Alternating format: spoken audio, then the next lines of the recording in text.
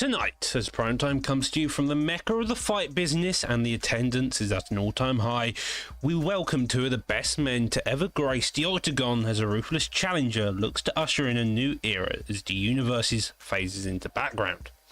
Enter Dirty Dave, a man whose relentless takedowns and forward pressure make him an unstoppable force of nature in the Xbox division. He may be the most feared challenger the champion will ever come across in his quest for greatness. He is the best all-round fighter breathing in the esports scene today and hopes to not only win the championship but reign over a kingdom he believes is his. But in order for Dirty Dave to become the new king of Primetime, he must defeat the current reigning defending champion FSK Fadnator, the original Flow State menace. He watches over his kingdom with an iron fist and will take on any and all challenges who look to sit upon his throne. His in and out style and aggressive combination make him one of the hardest puzzles to solve, and the king doesn't intend on losing his throne lightly. So, what will happen when these two men share the cage and the door is locked behind them? Can old friends remain friends, or is the championship the one thing that can turn any friendship into turmoil? Ladies and gentlemen, welcome to Primetime Fight Night 40.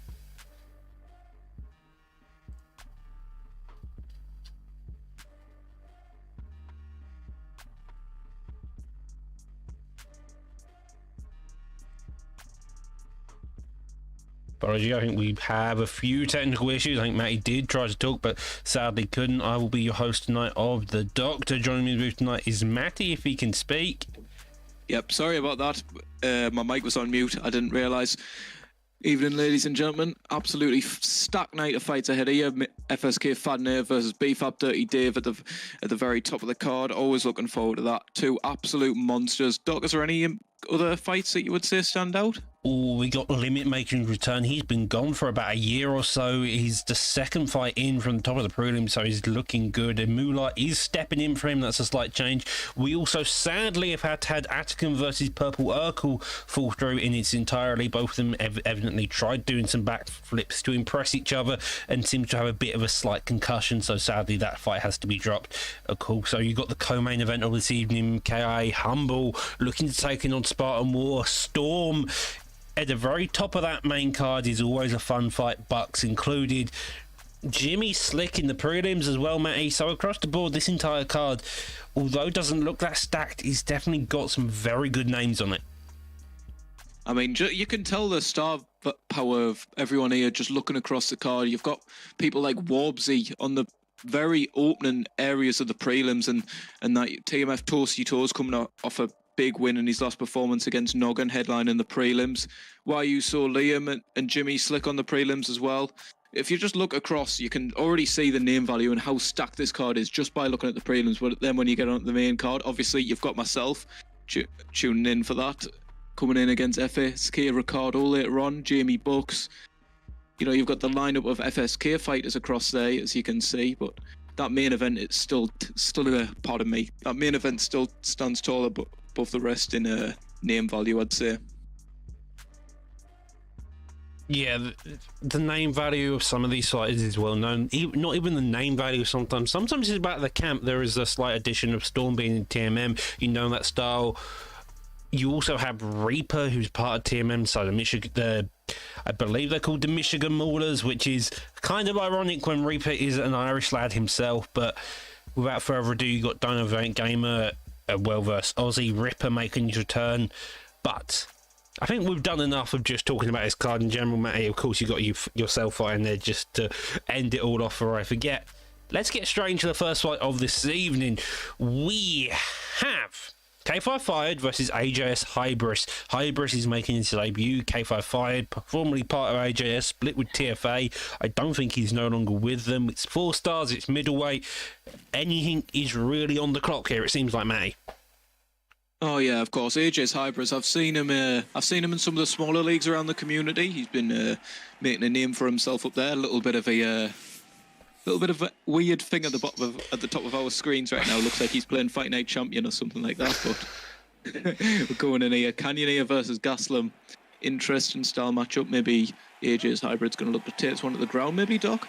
Well, Gastelum has a level 2 jab, makes him one of the most. It is the most effective jab in my opinion. So maybe you look to get the jab off first and then shoot that takedown afterwards. Gastelum does have that pedigree of the wrestling. Cannonier has the leg kicks, an instant takedown, gets shot, doesn't get it though. Lead hook does get the miss. The slip does land and the lead hook follows suit. Seems like Hybris is going to look to make it very slow on the feet and then look to get it down to the ground, as you mentioned earlier here, Matt.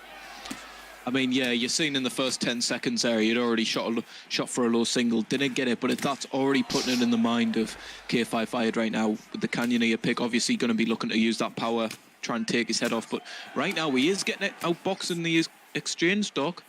Well, it's a single shots, isn't it? You're noticing it very slowly. Every time there's a hint in that block gap, Gastelum's hitting him quickly and hard and making sure he's out of that range. I believe he's the shorter fire in this case, but the uppercut lands there. Cooks are straight there. Now gets him straight down. So far, this is just so good. Perfect clean boxing. This is perfect clean boxing from Kelvin Gastelum. That lead hook's money, that straight's money. And he just knows when to pick his shots at the perfect times. Slow and steady wins the race. Make sure you don't overextend, but sometimes a 4 or 5 piece combo is going to make or break the fight. Here we see though, both of them reduces their pace somewhat. The jab, the lead hooks all going. A lovely takedown gets shot there. Takedown. He winds up in the guard here, just seeing what he can do. Instant deny there, getting some ground and pound off.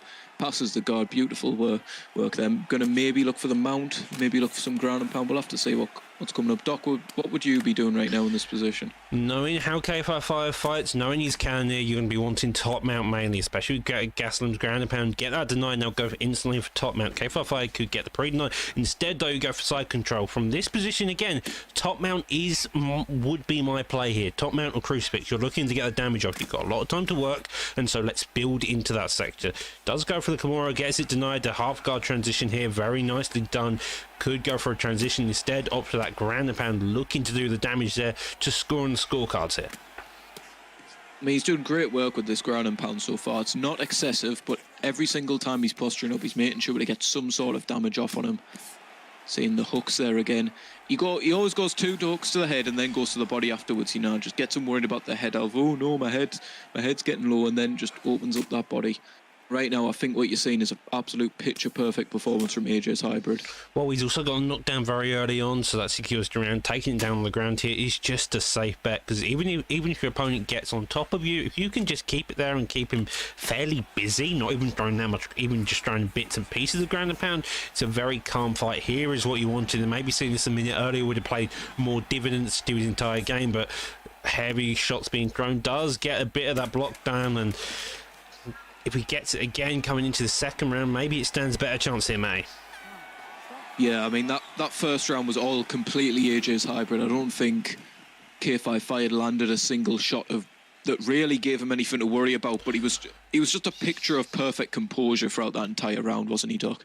He really was. It was that entire shot. The only sketchiest part we really saw from AJ's Hybrid's game here was that early takedown. The game didn't get the low single, so he couldn't get it down to the mat very quickly. But he recovered quickly, got the knockdown there, and that's the way round 1 went. Now, round 2 is typically the matter of both sides adjusting. Normally, a grappler has a bit more difficulty in this round because your opponent knows the game and knows what it's got to look out for. But here we are, and we are off to a good start. I mean, you're seeing the grappler suddenly struggles in the second round, but even in the striking, he's been completely dominant so far. KFI Fire just looking to get that rear hook in, trying to push him into something big, trying to make things happen, but it's just not working for him right now. Well, that block, he's got to move his head if he wants to have any success here. A duck, an uppercut, a pull, just something. If you want your opponent to not put the pressure on, you need to offer some offense. Sometimes the best defense is an offense, and you can see there he stops getting hit as soon as he starts trading. But with that head health, the way it's going as well, mate, you've got to be wary that even trading lightly could do some serious damage to you. I mean, the head health's getting half, but he gets him flashed in there. I mean, KFI Fire's gets dropped. His head health's half of what AJ's Hybrid is, and that's what a good place to start. He's about to get finished from the knee on belly position. Oh, he only just managed to find the and chin. that's gonna be Cannoneer Steve. is nearly broken. Knee on belly again, though. Rain down some heavy shots, and Fucking looks just go like he's for it going to again. get... Yes. Oh, go for it again. Second time's a charm. Second time the charm. He doesn't need no third chance. He only needs that first within the second time round. In the second round, fantastic job there by Hybrid. K45 seemed like he was having some success there, Matty, though. Like you saw at the end, he was having some success.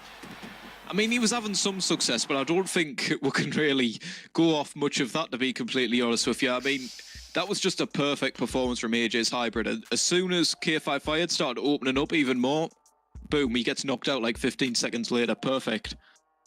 Yeah, sometimes that is the way it goes. You've got to make sure that you are standing correctly, all your P's and Q's are intact. Otherwise, a Gaslam can come in and do something like that. Now, staying on the same console, on the Xbox division, we have a newly returning Satcher mode, Showtime Satch. I mean, Satcher's an icon of this community. He likes to talk his gamer. He's obviously got some YouTube videos out there where he's got his shades on, he's making himself look cool, and he gets in people's heads a lot. He always does. Getting in someone's head is an argument statement. Satch is an interesting character, to put it one way, is for certain. Yeah. He has the charisma of both good and bad, depending on the way you see it. You got Barboza in the other corner fighting Kevin P. McGregor, interestingly, Satch is normally a Tony Ferguson, but I'd imagine due to the prelim ban, he can't go Ferguson, and so instead using McGregor, which now I think about it is a really weird statement to the fact that Tony Ferguson is 4.5, whilst McGregor is a 4-star. Oh, especially how the careers have been as of late. Tony Ferguson on that losing streak.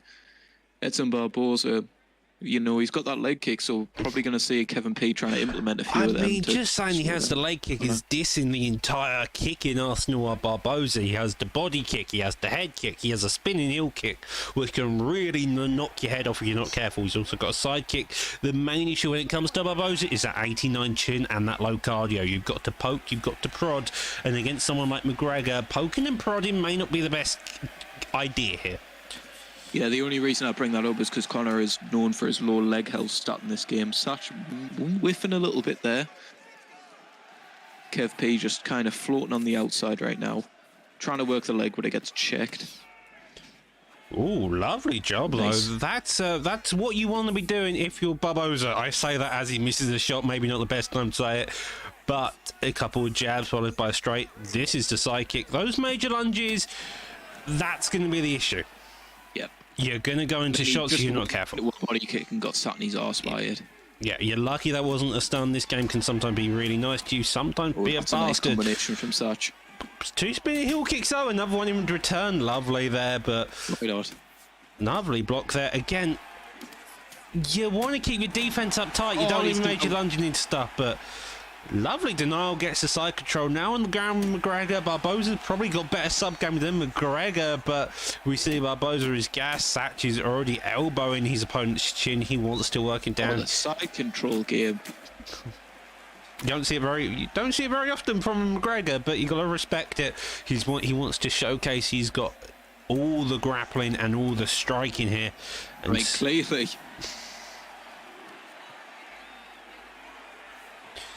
Good deny there. And top mount, here we go. You could see the straight spam, which is a very effective game that most people forget exists. Or you can see the hooks. There you go. That's what you want. Working down that chin. A lovely defense, but That was almost it. that was almost it. This is a scary time to be if you're Barboza. Your chin's very poor. You got the power of McGregor on your head. Lovely dodge there. Maybe a get up if you can. Instead, though, goes to half guard. Probably going to look for a full guard from here, though, Matty. Yeah, you're gonna be looking over is try and get your guard up, but maybe he gets the reversal as he just does see what he's able to do from the top. Maybe a reversal in the momentum now. Well, we have some ground and pound being thrown. Got a bit too So- over aggressive, and Beautiful. McGregor gets the Kimura sweep. Now we're in top mount. Seems like it's just going to be the case of who can get the better ground and pound off for the rest of this round. You've got 58 seconds. That's enough time to finish, but will it be enough time for these two? That is the question on anybody's mind as we enter into the last remaining seconds. I think his head health's high enough to where he'll be able to ride out the rest of the round, especially now that he's got his guard back. Oh, no, he just wants to get up. Maybe see if he can finish it. Oh. Oh, that was a lovely Superman punch. Oh, a rear hook would have been so much better there. Just a rear hook just would have had it. Oh, fucking hell, he just starts teeing off at the end of the round. Okay, you want to grapple? Well, I'm just going to punch you in the face at the end, evidently. 18 strikes landed in total for Barboza. Didn't get to see McGregor, sadly, but definitely puts it in the favour of McGregor. The chin health is still viable. The legs have been checked a few times, so Barboza's got to be wary of that. Everything just is in the favour of McGregor. I think he just forgot that he could move back. Yeah, everything's just in the favour of McGregor. Stats-wise, footwork, everything. This is an uphill battle, and it definitely seems like it. Well, he's dead. He's not alive. And that is what happens when you go face-to-face with McGregor trying to box with Edson Barboza. A lovely attempt there to see by Kevin P. Condolences, it's a tough fight. Definitely not the best fighter pick in the world, I've got to be honest, but that is sometimes the way it goes. On the other hand, congratulations to Satch. He picked his moment, so he even showed a bit of his grappling off, which is fun as always to see. I mean, it always takes a quite good grappler to hold someone in side control for as long as he was doing there. Brilliant display of his skills there, both striking and the grappling. Had a little bit of trouble with the lunges earlier on, but he quickly figured that out well. Yeah, the lunges were that you just put on pretension. Word. The lunges, yeah. The lunges were very effective, but would have gotten caught very early on. The changing of that made him easier to survive. But now we'll get into this quite quickly. We've had 2 fights already. We're going to go on to our 3rd one of the night. BFAT Warbsy versus Gold in the welterweight division here, Matty. BFAT Warbsy, he's an odd fighter. I would describe Warbsy as quite an inconsistent talent. He's able to get these huge wins over top-ranked opponents sometimes, and then you just see him kind of fall flat sometimes. You never really know what's going to happen with him. Gold, he's been fighting on the unaired fights, kind of winning a few of them recently. I know because I've been keeping a track of his career, but, you know, see what he's able to do against a veteran like Warbsy. Pardon me, obviously coming out of that BFAT cap. Jesus Christ, I cannot talk today. Want me to take go? Don't worry, I had a bit of a gobble. You've now followed through. It seems to me just the way it goes.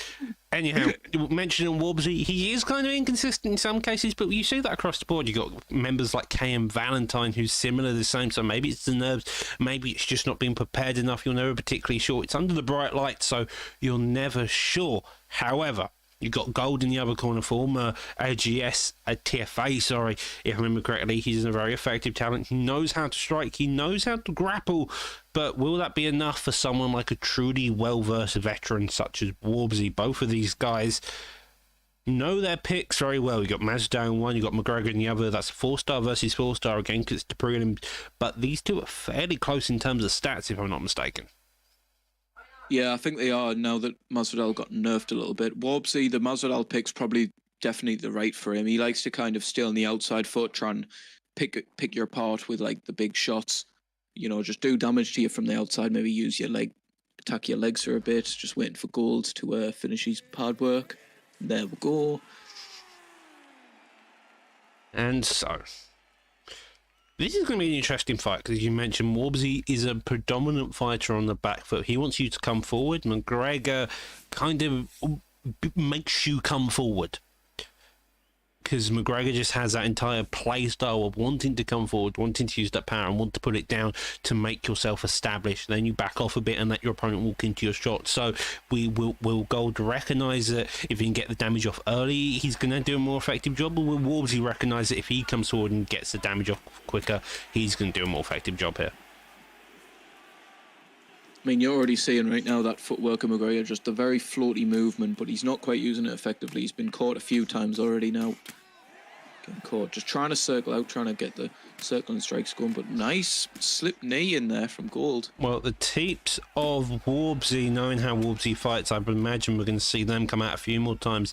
So far, though, Gold wants to be on the back foot. He wants to get that jab straight established. Also, ding to the body. The elbow misses a teep there again. That's going to do a lot of the main stamina damage when it comes to Gold. So Gold's got to be wary of that for the most part here in this fight. Nice 1-2 down the pocket there from Warbsy. It just seems that his shots are having a little bit more of an effect right now on Gold. He's picking them slightly better, but I think you're seeing a fight of two people who don't really want to be moving forward, it seems.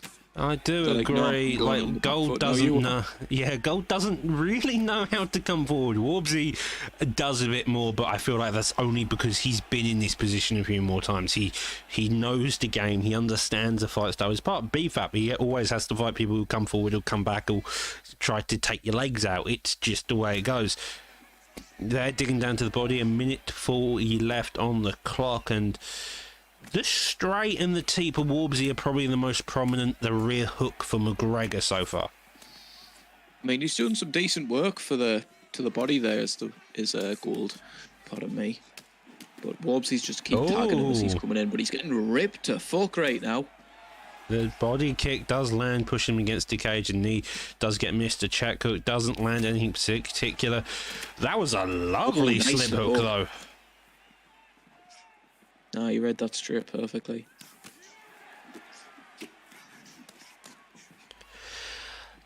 A fairly patient game by both opponents, not going too aggressive. I imagine this is going to be a fight over a couple of rounds at least, but so far, jab straights. They want that jab established. They want to get the distance correct just so they can then time the hooks afterwards. And then knee follows, does get caught there finally.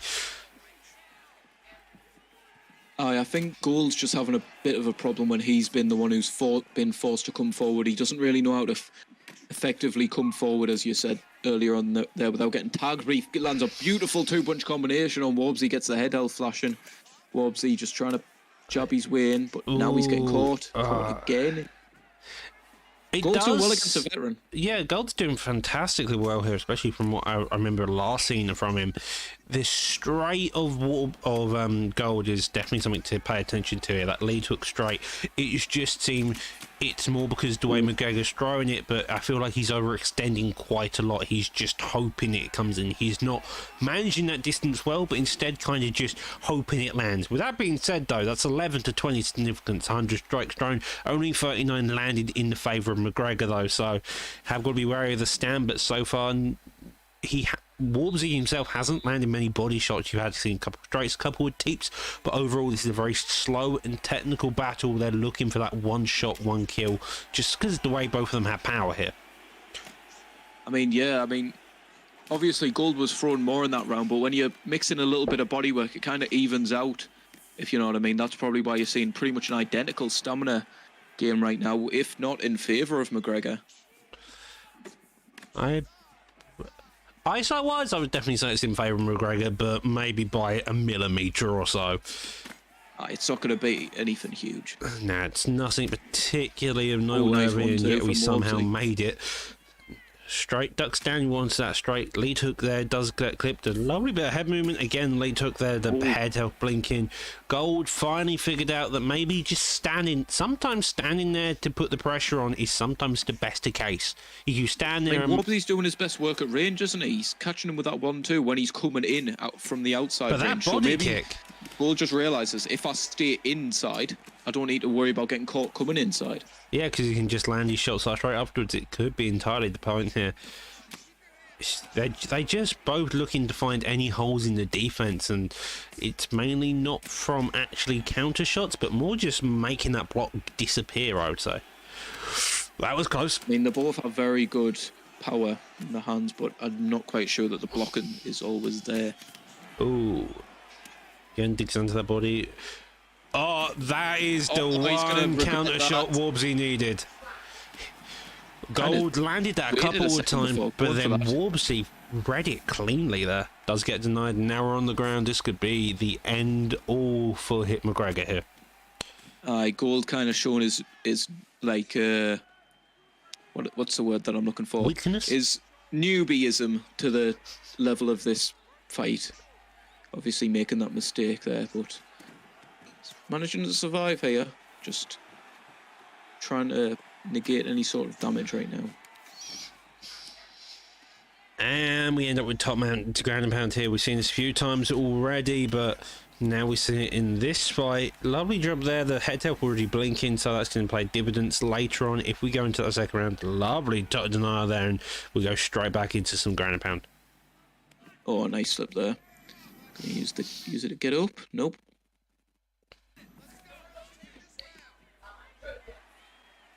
Back in the half guard here. Let's see what Warbsy tries to do. See if he'll try and get that top mount back. Just looking to build that GA. Nope. Slow and steady wins the race is the phrase I keep coming back to. If you maintain your pace, maintain the steadiness, that is how you make a fighter crumble. Here you see Warbsy doing that just in the grappling department. Keep calm, keep patient, and everything should go well. I mean, right now, he's just teeing off on him from the... Even if it's just breaking through his guard, that's doing work on his block. That's obviously a second round for Warbsy there because of that knockdown. So we could be looking at 1-1 apiece going at this third round. 1-1 apiece. He's most likely the case, but already... Another big mistake.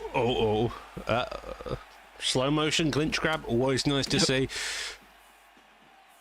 Good mix up with the clinch there. But two elbows in return, that was, I think. Elbows, and we are back again. Both of them are killing each other greatly here. I mean, Warbsy just trying to pressure him back right now. Doesn't want to pressure him too much because he doesn't want to be in his face and get caught by them elbows again, but... I think this is Warbsy's fight to win at the minute. Seems that way. Does seem that way. He got the knockdown early on, and so that puts him ahead. He also got the stun, but again, you also had another stun in retaliation. It's just about finding the right shots and not getting clipped by McGregor. That, though, that is how you maintain a judge's decision. I mean, I don't know if it's going to make it there at this point. But nobody gets caught with the double elbows again. Oh, you could be looking for the finish. And he does so. Oh, that's it. Well, that was I would say a comeback, but Gold had the first round, but Warbsy took the second, and that third round was just fireworks all around.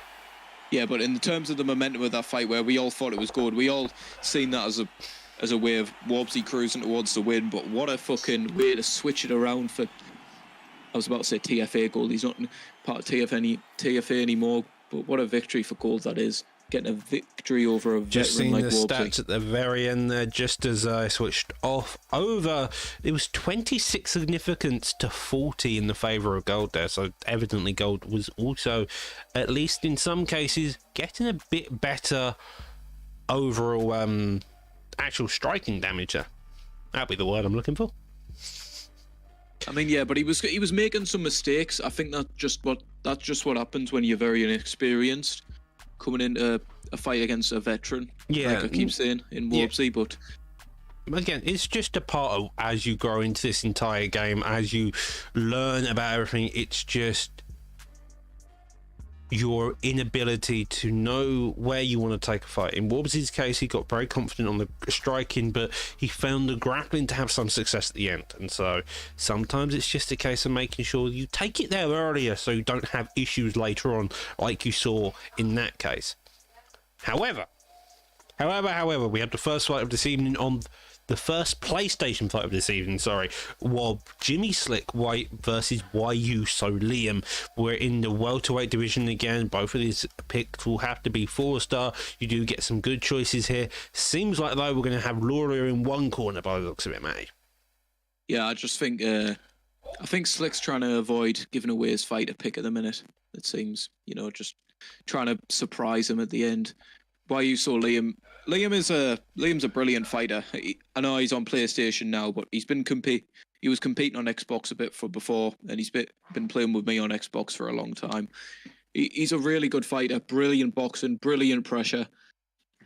He's he's an all-round brilliant striker. He struggled on the ground a little bit before, but his grappling's still there, and it will be it's interesting to see how he's going to compare to a veteran like Jimmy Slick. Well, Jimmy Slick is known for his boxing pedigree, now part of the KIA camp joined by the Gamertag, or PSN, depending on how you want to call it.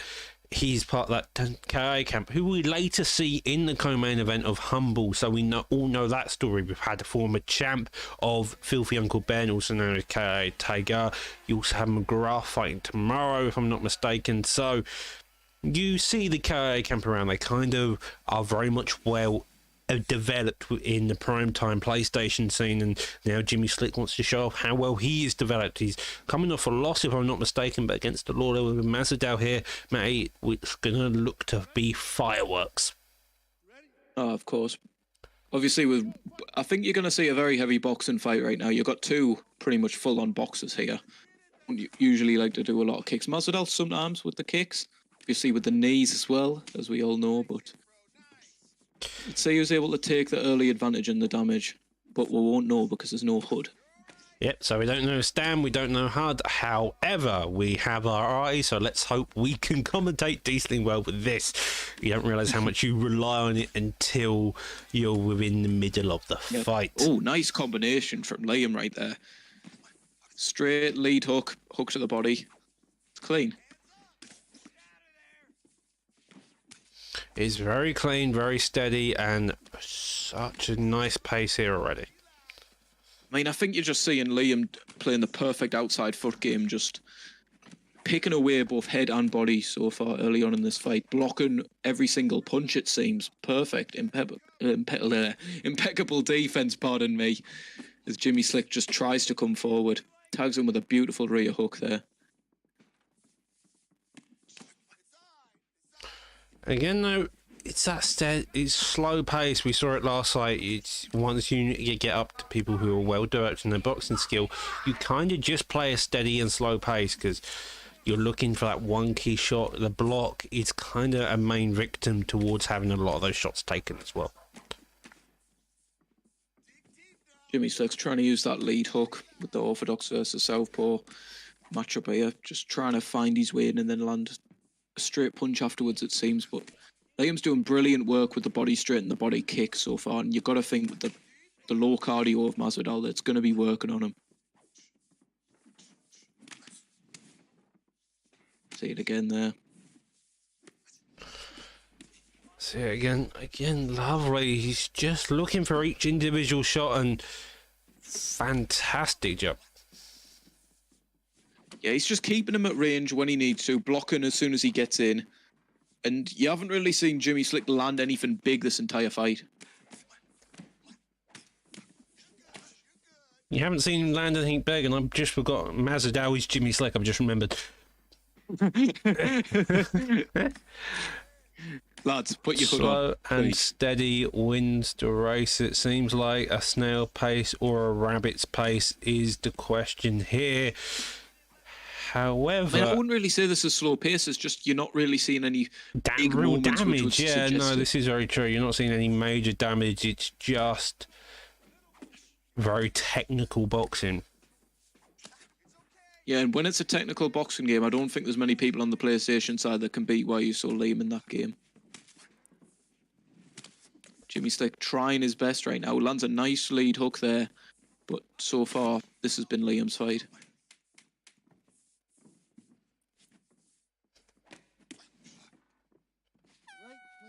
Well, that is a way to do the fight tonight. So, slow, steady, methodical, and very effective.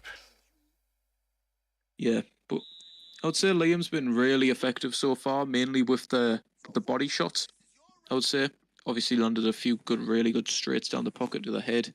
Slick needs to try and just poke his way in and get a little bit more damage off. I'd say maybe start throwing a few more punches in his combinations. He's only really went for 2 punches so far, I would say.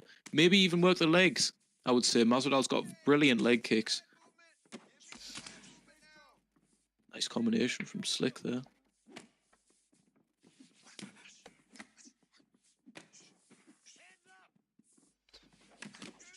Methodical Good indication pace. without the hood is how much sweat you see fly off people's face when they land. I didn't realise that, but that's fair enough. But in terms of damage, the cuts don't really tell you much apart from just the amount of blood sometimes. However, jab, lead hook, straight, finally makes its way through the block, does look for the uppercut afterwards, doesn't get it. The body uppercut there does land cleanly. Both of them are just trying their damnedest here, but we are getting a few more shots landing through the block properly now. Yeah, I think this is definitely a better round for Slick. Liam's been coming forward a little bit more. He's kind of walked into quite a few shots, and Jimmy Slick's been able to actually land some effective shots, get the sweat flying off, as I was saying, which is a good indicator of the damage. Nice combination there from Jimmy Slick.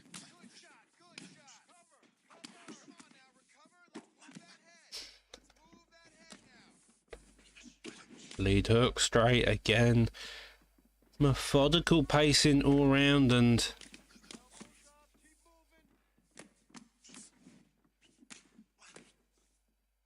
I mean, when if I'm Liam, I would go back to the outside foot and just try and play it there. I would as well. It's just making sure that you're just all what? Take over, please. Oh, that's big nice though. body rock. And that's a hook to Oh, and he follow gets the drop. suit. Fantastic. That's a big moment there. You know the body health is low. You know the head health is low, and that was a fantastic Beautiful combination from Jimmy Slick. Gets a drop, looking for the finish. Nicely defended there by Liam. Knows that he's not going to get the finish. Heads up back to the feet. Jimmy is a very slick boxer, judging by his namesake. He's slow, he's methodical, and he just knows every individual shot he can get and where to land it.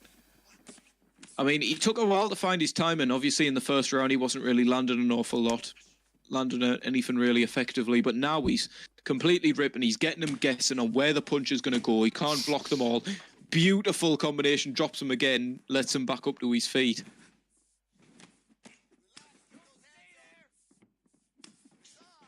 Oh, Oh, God. Catches him going for the body there. Hey, and we're down Another there. drop. Stun there. Looks at the takedown, doesn't get an elbow though. Big takedown to an elbow. Beautiful. That's a 10-8 round for Jimmy Slick there. That's a caliber move. That's what that is. That is a caliber move. I've never seen Caliber do that myself. I've never seen sure. Caliber, because Caliber normally fires a flying knee instead and then gets slip hooked by someone. However, we've seen the 2 rounds of this. Jimmy Slick definitely took over. Lord is still coming at him though. The body shot there, the head kick there, does dig down to the body again. Both of these guys are just got a fantastic pace. Gets a stun, takedown, elbow. He did it He falls for it again. Second time he's got a knockdown from that. I feel like Jimmy Slick is somewhat styling. He's also looking for a particular shot there. Body stun there. Ducks under, digs under, and KOs it. What a knockout. Congratulations. That was some slick boxing. Losing that fight is nothing to be ashamed of. I mean, that was just... You've seen Liam having a lot of success in that first round. Obviously, he was blocking almost all of the punches, landing it effectively on Jimmy Slick coming in, but Jimmy Slick kind of took over, found his timing, got him guessing with different combinations to the head, to the body, fake the takedown into an elbow, stuff like that, and got him guessing and eventually got the knockout from it. Brilliant performance. That was a very, very slick fight. As his namesake, that was a very clean, that was a very, very slick fight. I mean, obviously, it's going to be a huge win going forward for Jimmy Slick. Liam, he's rated highly by a lot of people, so going to be interesting to see where he goes from there. Maybe someone higher up in the rankings next time. We'll have to see. Moving on to the next fight of the evening, though. Fight for the ages. Yep. Do you want to introduce this fight then, Matt? AMF Ginger, our own, taking on Ripper. Ginger, obviously a veteran of the primetime community, been around since the early days. Obviously improved a lot over his career, taking on Ripper if I'm not mistaken, Ripper's a big streamer, isn't he, Doc? He streams on Twitch. He always has a bit of fun. He's come in and out of the community in general, but he's known to be a fun striker. I think I've fought him a few times on Maya. I think I once shot a takedown into him and got front kicked in the face, which I still haven't quite got over because you can't beat Maya, but he did in this case, so that's the way it goes. We're in the middleweight division. Ginger's well versed. He, I believe, will be joining us in the comp booth after his fight, so that should all be fun. You can get to hear the mighty Irishness come and try to commentate some fights. However, without further ado, let's get straight into this entire mess of a fight right here and right now. Seeing they've played quite a lot already. 11-6 record in favour of Ripper. Interesting to see. Mental advantage potentially going in there. Ginger with the Canyoneer pick versus the Robbie Lawler.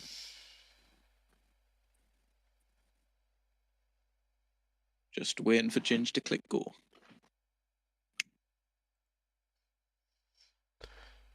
This would be the time to click go. Instead, maybe we're just having the last minute bit. The laces are being tied up. The chalk is being wetted. I don't feel like that's something you do, but we'll stick with it and we'll run with it. Hopefully these two get going pretty soon. Any time today now, Ginger son. Well, as he's part of TMF, what's your opinion on him then? Part of Jim. Since you're campmates, let's give a quick rundown of what we expect Ginger to throw to do in this fight here. I mean, if he plays like he usually does, Ginger, I would expect him to be coming in and out an awful lot. He's very heavily based around his combinations, and he's really good at landing them combinations. He's really good at judging the range most of the time. So, be interesting to see, you know, with that Canyoneer power, just him dart in and out and get out quickly before, obviously, Ripper's able to rip off with the Robbie Lawler with the jabs and the straights. So, will Ripper be able to rip with the combos, or will Ginger be able to stop the ripping and deal with the combos themselves? That would be the question on tonight's card. 11-6 in favour of Ripper. You don't know whether that's bars, whether that's just random rank games, or wherever the hell you could be playing off. It's right here, right now that matters. Under the big lights, it's always the case. Nothing else matters when you're here, when you're in the fight, when the nerves kick in, and when you're a bit scared of what's going to happen. Here we go.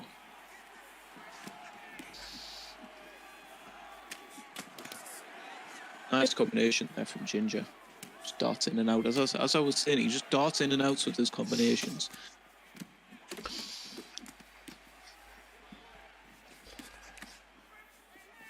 Ripper trying to use it. That really good jab of Robbie Lawler.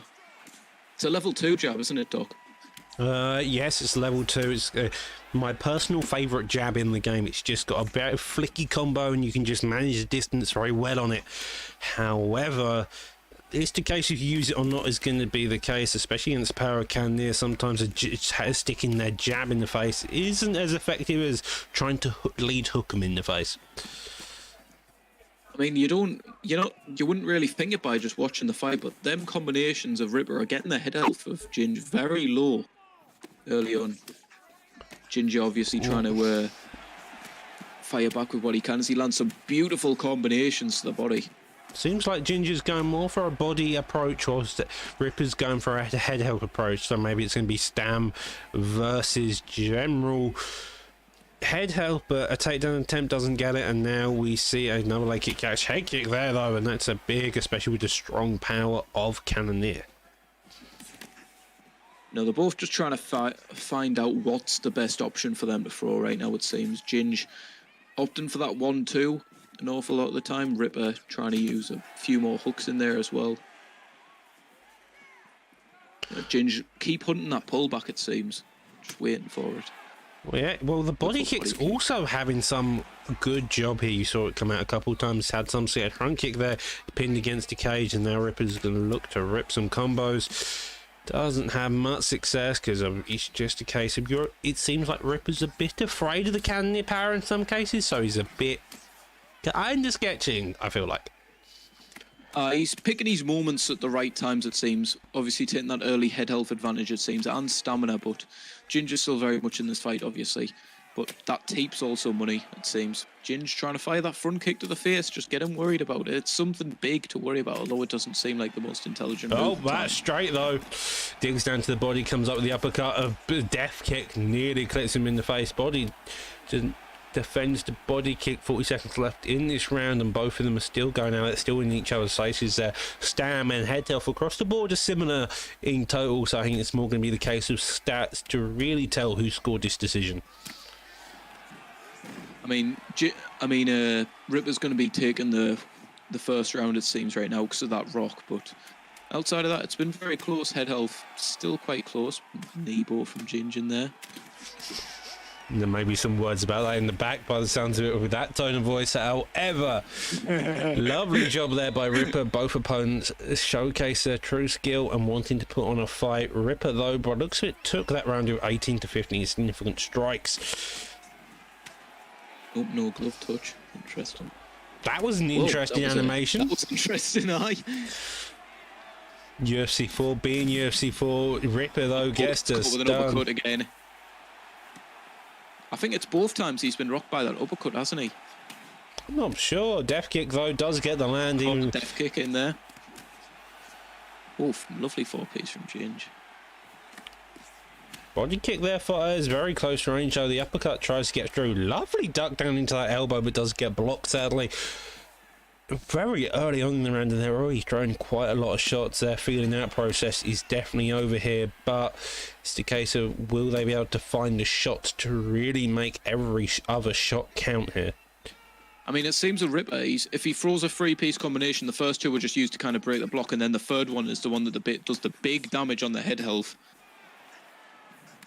I would agree, but you got the jab straight, lead hook, jab straight, uppercut, a double jab with the straight. Are definitely some combos. If Ginger can get a read on some of them, maybe be able to get a pullback, a duck down, any type of stuff. But so far, he's just playing second fiddle to Ripper's game here. I mean, Ginger's block just gets broken every single time Ripper decides to throw a big combination. It seems that 1-2 is money as well. I would like to see Ginge trying to go for like a slip straight or a duck. Well, he slipped straight and went straight to the hook, and that caused the stun there. Again, neither of the head movement really seems to be coming out, and when it does, Cannon is getting stunned. Beautiful rock from Ginge. Well, that's what you're going to be doing if you can there. You're going to be firing first. Juicer takedown, interestingly, doesn't get it. Yeah, it's reversed here, and now Cannon's got to play the game.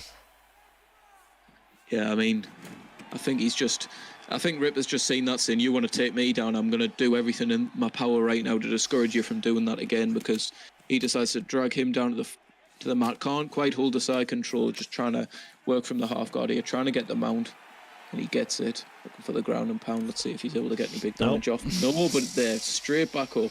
Straight back up. Ginger's already got that jab straight out, poking already. Lead hook ducks down on the straight, and another jab straight following retaliation. Maybe see a 1-2 head kick from Ginger. Maybe the idea. Instead, though, he just wants to. I think Ripper might be trying to send a message to Ginger right now with the grappling attempts right now. Stop grappling me, I'll out grapple you. But the issue is here, you see that Ripper's got the less stam, so it makes grappling kind of difficult when you got less stamina overall. With 20 seconds left, you may not get a finish, although as I say that, Neon Belly does get out of it though, and this nice escape from Ginge.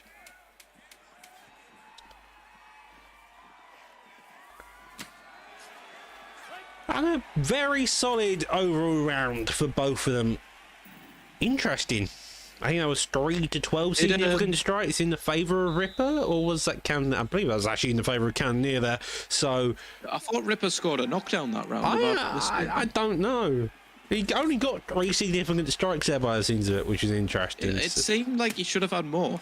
Yeah, it definitely did. Well, either way, he doesn't need it. Looking for the finish, does get a reverse there, and now Ginge has got the back. Looking for the backside, could get some ground and pound here, Matty, but offers instead to enter into back clinch. Oh, tries to take the back, gets denied, and a slam. Oh, but an instant reversal out of Robbie Lawler there. I mean, if Ripper's able to just ride out and top and for the rest of this round. Even if it's not getting much damage, he's got this fight in the bag, so that knockdown. But Ginge is able to get the reversal there.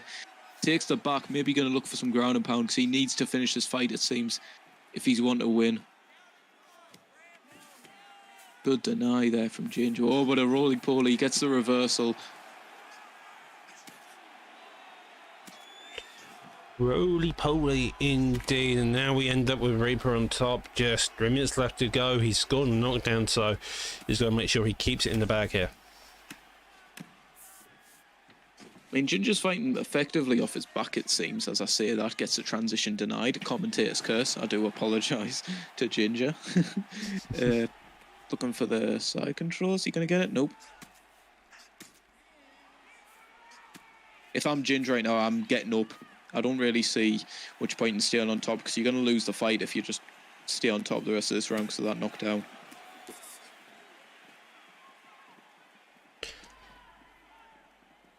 Just a game of who's going to throw first here. I think they're both scared of the counter shots.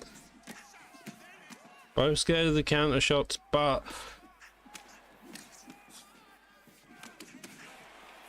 oh, looking for the overhand there. Doesn't quite get through. Ginger's head health is flashing though. Interesting decision as he shoots the takedown again to the ground. Maybe he sees that as his best way to get in the finish here potentially. Never know.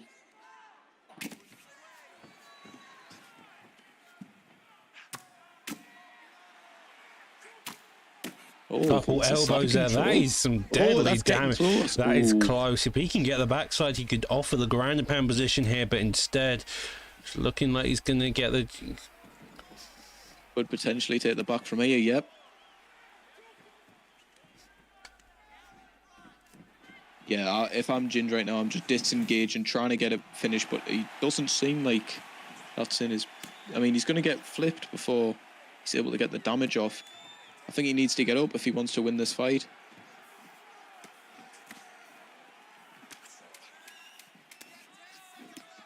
Looking for the pull elbow, just trying to find the last ditch bit of success. Gets the rock. Interesting fight stats there. Knockdown in the final round, but Ginge had some big moments. I do think that might be a decision in favour of Ripper though. And we just saw the stats. I didn't get time to properly look at them, but by the looks of it, we're going to see the last bits and pieces here.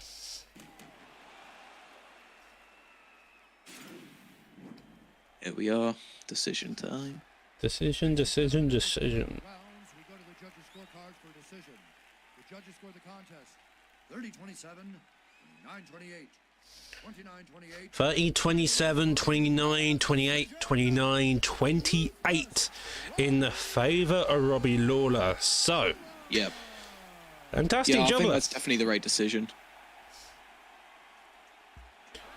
I do agree is the statement of tonight. Now, up next on tonight's fight card, we have BMF 209. I think Anthony has given himself a concussion or eaten too much tiramisu, possibly both. I'm not particularly sure off the top of my head. I'll have to have a clarity from the word in the back. So I think those two are just cutting the last few bits of pounds, and we should be good to go anytime soon, mate. The rest of the card, though, is looking good. Oh yeah, of course. I'm looking forward to that prelim headliner between Kaz and Toasty Toes. An awful lot right now. Can't wait to see how that Toasty Toes with the grappling. Kaz, brilliant striker. See how that goes down. Obviously, my fight in a bit versus Ricardo. Hope he's all looking forward to that. Sad to say that Attacking versus Purple Urkel was taken off the card. That was a big fight that we're all looking forward to, but there's plenty in store, isn't there, Doc? Yeah, plenty in store, but first up next in the welterweight division, we have Dono Gamer versus a slight adjustment to the graphic. Oh, we did have AJS Optimus Jojo. I believe Optimus Jojo may have done something of unpeculiar nature, to say the least, of liquor frozen pipe.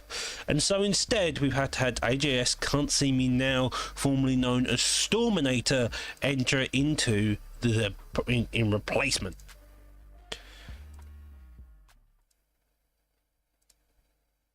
Yeah, here we go. Appreciate the late notice step up from You can't see me. You know what? I'm just calling him Storminator. I'm sorry. Yeah. I'm not saying that over and over again. But not Dino Gamer. He's just he's a relentless grappler, constantly shooting for your legs. Doesn't give up until he gets a takedown. He's got brilliant top game. Well, I think now joining us in the booth is Ginger after his decision loss to Ripper. Here.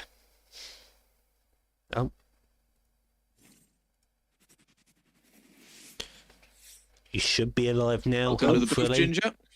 It's a crack, boys. And the bear has awoken to join me and May in the booth tonight. So we have Dino versus Storminator on the card so far. It's in the welterweight division. You see Dino go Gastelum. We saw a Gastelum pick at the very first sight this evening. We have Masvidal in the other corner. Maybe we see a flying knee. Instead, though, we see a touch of gloves.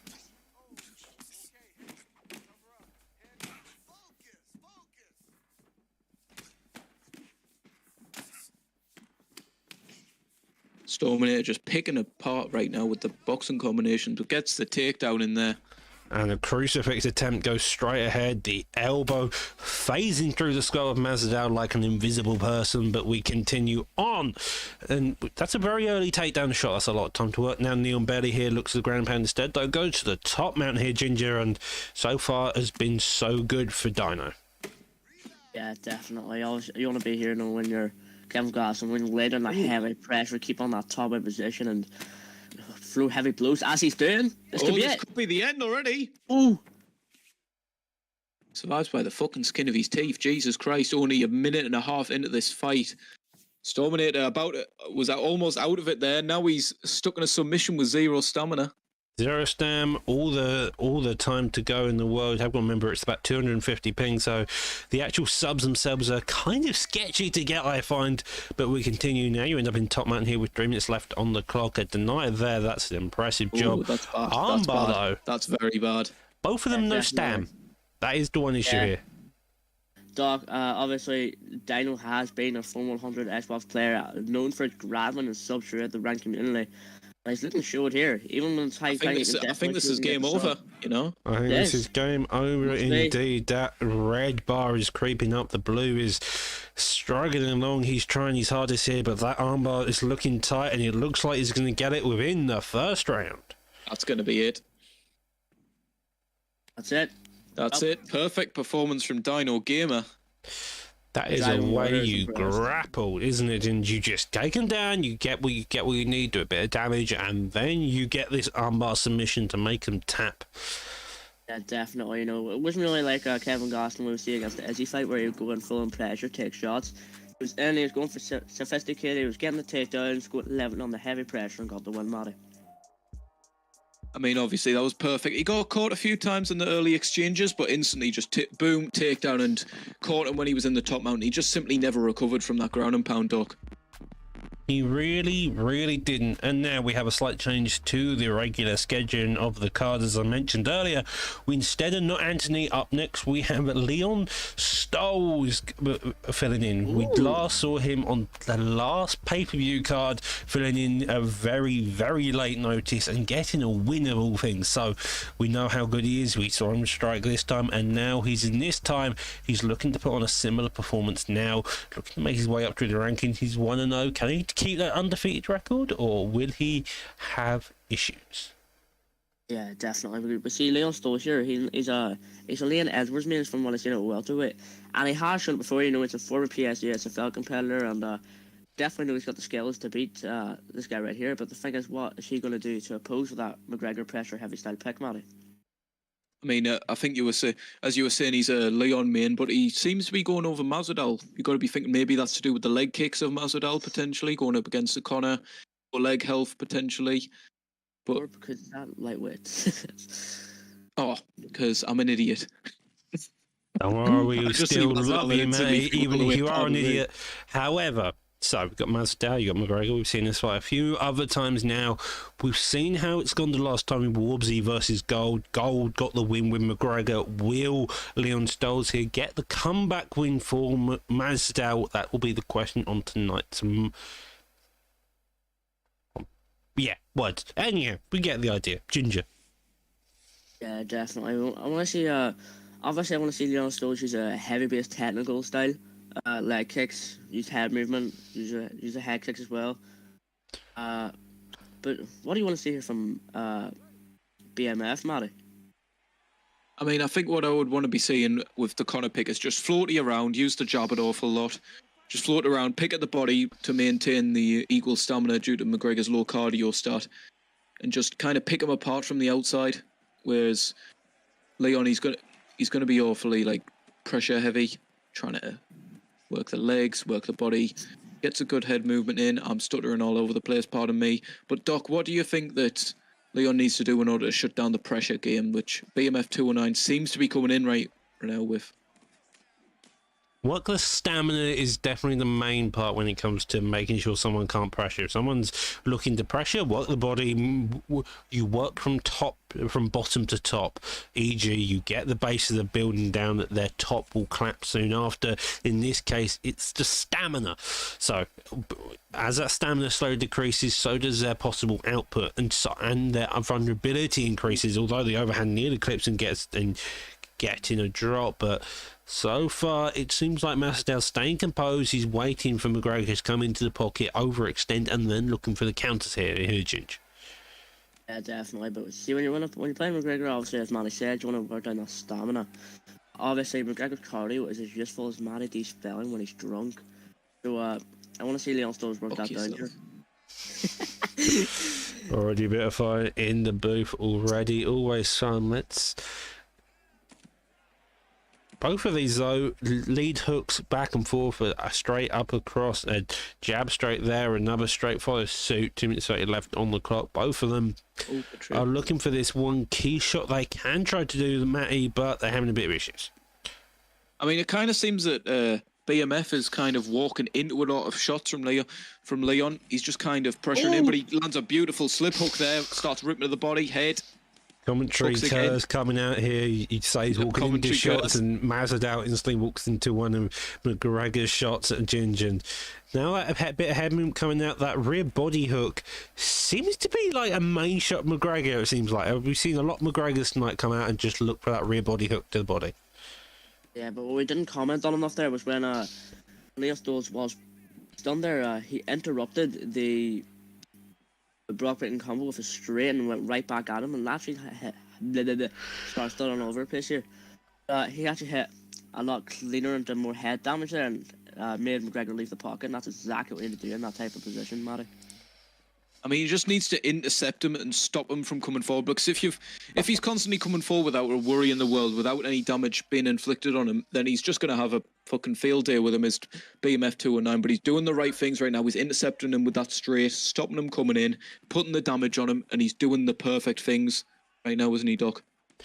Yeah, it's just about distance with McGregor. It's about knowing when to fire and knowing when to not. If you keep all your defenses high, all your offense not high, but maintained, calmed, and pressured, you're going to have a lot more effective game plan here. And that's what Masvidal's doing. I would definitely give it in the favour of Masvidal, even with the stun. It just looks like he's more composed, he's more calm. BMF is walking into those shots, as you mentioned earlier, and so far Masvidal is just doing it. Second round stamina in favour of Masvidal. That's a good sign for him, especially against a fighter like McGregor, who's just one of the fastest forces in this game, it seems, Ginge. Definitely. The composure of Masvidal. Obviously, a nice Masvidal could be a nice McGregor 9 times out of 10. That's the same thing with a nice McGregor. It's really just a clash of styles here, isn't it? A technical box, which is pressure heavy. That's what you were looking for, was Masvidal. Lovely job there. Now he starts putting on his pressure a bit more. McGregor's on his back foot. Masvidal knows he's hurt. He knows that those shots are open for him to take now. It's just a case of finding another one and coming back at the McGregor here. Yeah, we're seeing some nice boxing here from Leon Stoll. McGregor not shying away though. Lovely evasion. Leon Stoll showing he's not afraid to throw it all out there to get the win tonight, Matty. I mean, that's the thing. He's just he's stopping him coming in every single time. Every single time BMF 209 decides to come forward, he's getting caught and he's getting punished for it. Although he's doing some good damage to the body in there, the stamina is still in the favour of Leon. He's timing him that straight money every single time he's coming in. The leg kicks are now starting to come out. Evidently, he's realised that, okay, you're going to get clean on the boxing. Let me make you think about going low, and then I'll start leading some more shots at the top. A lead elbow there does try to attempt to do something. Jab. That body hook, it's lovely. It's doing some damage. However, it's going to get to the point where it's sketchy. Whoa, okay. He's going to regret that. Maybe not. McGregor couldn't get the punish right in time. That was a cocky move if I've ever seen one. Yeah. Leon Stoll's also he's not he doesn't sit back on the back foot and wait for the other to throw. He is out and he's ready for the kill tonight here, Matty. I mean, obviously, he's a picture of composure right now. Picture of composure. He's chopping the leg. He's timing him coming in with that straight, as I've been saying over and over again. And he's just doing the right things to stop the pressure of McGregor. Yeah, he's content. He's not being aggressive. He's not giving up too much space. His entire striking is what you want to is correct. He's making sure his jab's established. He's making sure he's maintaining a good distance. Anytime his opponent puts the pressure on, he backs up a bit, comes back, makes sure he stutters again. Whoa, another drop, getting down through that block and looking to rein his defense. This is a fantastic job, and that continues even into the ground and pound, getting the finish there, Ginge. Yeah, definitely 2-0 for Leon Stolz. And obviously last week win against Ripper as another last week replacement.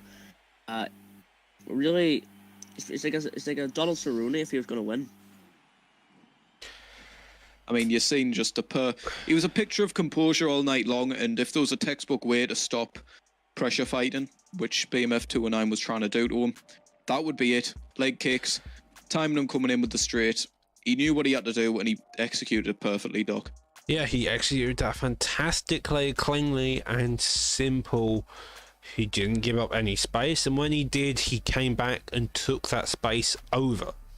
But now, we stay on the same console. We do have a late replacement of TXCCH or something along those lines. I'm never going to pronounce the name correctly. Moolah, though, stepping in for him after he got stuck up a tree, sadly. He was trying to find some coconuts. He is now going to be fighting Limit, who's coming back after about a year off or so, if I'm not mistaken. He first competed in Primetime, first started off changing its name from IFL to PT, and now he's looking to make a come this time around, though, in the PlayStation division. Can I say I'm very disappointed that Monkey Joe isn't fighting tonight, so we can not make the puns. Milk puns the whole way through. Doesn't feel the same. Well. Okay. Well, good. Oh, I'm back. Good. Now off we go into this fight. We've got Zabit, we've got Arnold Allen. Yes. I've never heard Ginger sound so happy, and I'm now a bit concerned, but we continue on with life. Hopefully he doesn't have a mini seizure. My parents are concerned with me too. I can't imagine why. I mean, I think with a veteran like Limit, who's obviously been around since the IFL days, he's going to be I think what we might see if he's coming off after that time, we might see an older type of style come out of him, a very non-meta style, because he might not be up to date with how people play. Yeah, it's entirely possible, and it's one of those interesting factors when you have people come back after such a long layoff time is, how are they going to fight? Are they going to come out aggressive? Are they going to come on the back foot? Are they going to come out better than most? Has the meta changed so much that even the old styles work so far? However, you see Mullah looking to kick to the body, a lovely little spinning kick there, but a jab straight, a more boxing approach here by Limit, and dodges the head kick there. I mean, if he's been around since the old days, I think you might see him looking for the jab rear uppercut lead hook, the death combo of UFC 3 potentially with Arnold Allen here. I mean, you cannot diss a jab, rear hook, lead uppercut. Don't get me wrong on that one. No, digging down to the body, a rear hook already coming out. It seems like Arnold Allen's boxing approach here is very clean, very steady. Those body kicks are going to be the massive deficit to the stamina of Arnold Allen, whilst he does try to get the payback using that boxing and a lovely body kick there as well. And no real feeling out process, Ginge. Just going right out, looking to kick each other in the face. Yeah, definitely. But Lemon here is showing a more technical boxer push for Mula. Is just looking like pure Anthony Pettis, just flashy kickboxing style. Lovely trip One of there. his Otagari trip there into the side control straight away from Zabit. At least one of the can pronounce it correctly. Does go for the top mount here and looks for the ground and pound. Doesn't get it with the half guard deny. He could look for it now. Again, gets denied the same way. That's going to be the issue. And an armbar attempt, I think. This is bad. This is bad. Can we talk about? I was talking about Milky Joke Puns, and we'll put in chat. Tell Ginger there won't be any sort of pouring of those jokes tonight. Oh, we always love a little bit of crack in the booth. I am not particularly sure what Ginger said through all the laughing, but we continue as we see Zabit hit it, trying to KO Arnold Allen here. So far, Arnold Allen having a bit of difficulty with the grappling. He had a lot of success in the striking department. Zabit, though, has taken over the wrestling, keeping that cardio very steady. He's now looking to do the damage here and probably win the round by the seems of it here, Matt. I mean, yeah, if he's able to stay on top with how close the feet battle was earlier on, I think you're going to see a first round for Moolah right now. Obviously, it's going to be taxing the stamina of Limit being sat on right now. Well, not sat on. He's been completely outworked on the ground, but you know he's.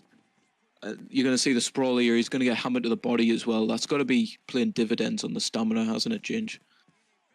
Yeah, definitely. But Lemon isn't he's not panicking under the bright lights here under the thing. He's not making any crucial mistakes. Maybe he's giving up a bit of stamina, he's giving up side control, but Mula isn't really punishing him for them type of things. Well, that is round one done and dusted. We saw the first part of that round being take place on the feet. It looked like Arnold Allen was having most of the success, apart from with the body kicks when he disengaged from the pocket. Then we saw the takedown happen with the Oscar Gari trip, and that definitely gave Zabit the advantage all round. So, looking into the second round, one would assume Zabit's going to take it back down to the ground and look for the grappling exchanges, whilst Arnold Allen is going to be wanting to keep it on the feet and playing that game here, mate. I mean, I think it seems that Limit Arnold Allen, he's having the more success in the boxing, whereas it seems that Moolah's having a lot more success in terms of the kicking and the grappling. It seems. Yeah, definitely. We've seen Lemon here. He's kind of playing like a Robert Whittaker and Israel Adesanya in the first fight. You know, he's trying to go in, he's trying to enter the pocket against a likely fighter, but he's getting clipped every time he does it. We'll see him go in, but I want to see him pick his shots rightly instead of giving up that bit of head damage. Doc. Slow, steady, the head health.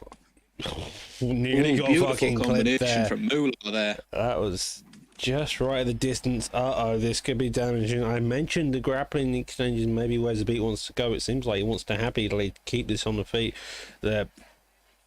I think it's also the way Arnold Allen's coming into the pocket. He's coming with a lot of lead hooks, not very many jabs. He's not establishing that distance, not understanding the distance. Does nearly get a head kick whipped and a head kick in retaliation there. Not styling on him.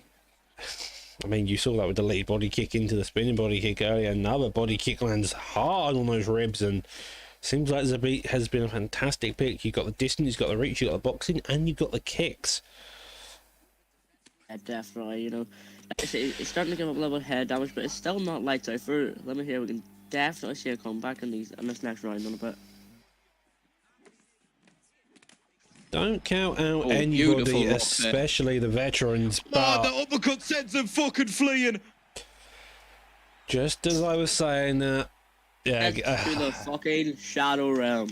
sent to the Shadow Realm indeed. He was going to have some fun trying to get up after that. His jaw is going to be sore, to say the least. Fantastic job there by Moolah. He worked his opponent, he took it where he needed, had a bit of grappling exchanges, came back down, and then just worked it from their point. You can see 33 to 17 significant strikes there. 60 odd more strikes thrown in the favour, over double the total strikes landed there in the favour of Moolah across the board. And That was a very clinical, very careful and methodical approach to that fight. I mean, I think the takedown might have got in Limit's head a little bit, you know, just it caused his chin to open up, it seems, a little bit. Well, that is kind of the idea of a takedown. If you think about it, in any case, a takedown, the most effective takedowns and grappling exchanges are about opening up the striking. Like, especially as a grappler myself, I know when I'm looking to grapple someone, I'm looking to grapple someone to then open up my striking. If I can make you scared of the striking, I'm going to have a lot more fun overall. Yeah, definitely. But now we're moving on to a fight. Me and Maddie are both going to be extremely biased towards TMF Toasty versus Cass. Cass, I haven't seen much of him. I've seen he's on the ESFL, you know, often looking for spars. Obviously, me and Maddie know Toasty quite well. But I'm excited to see this one.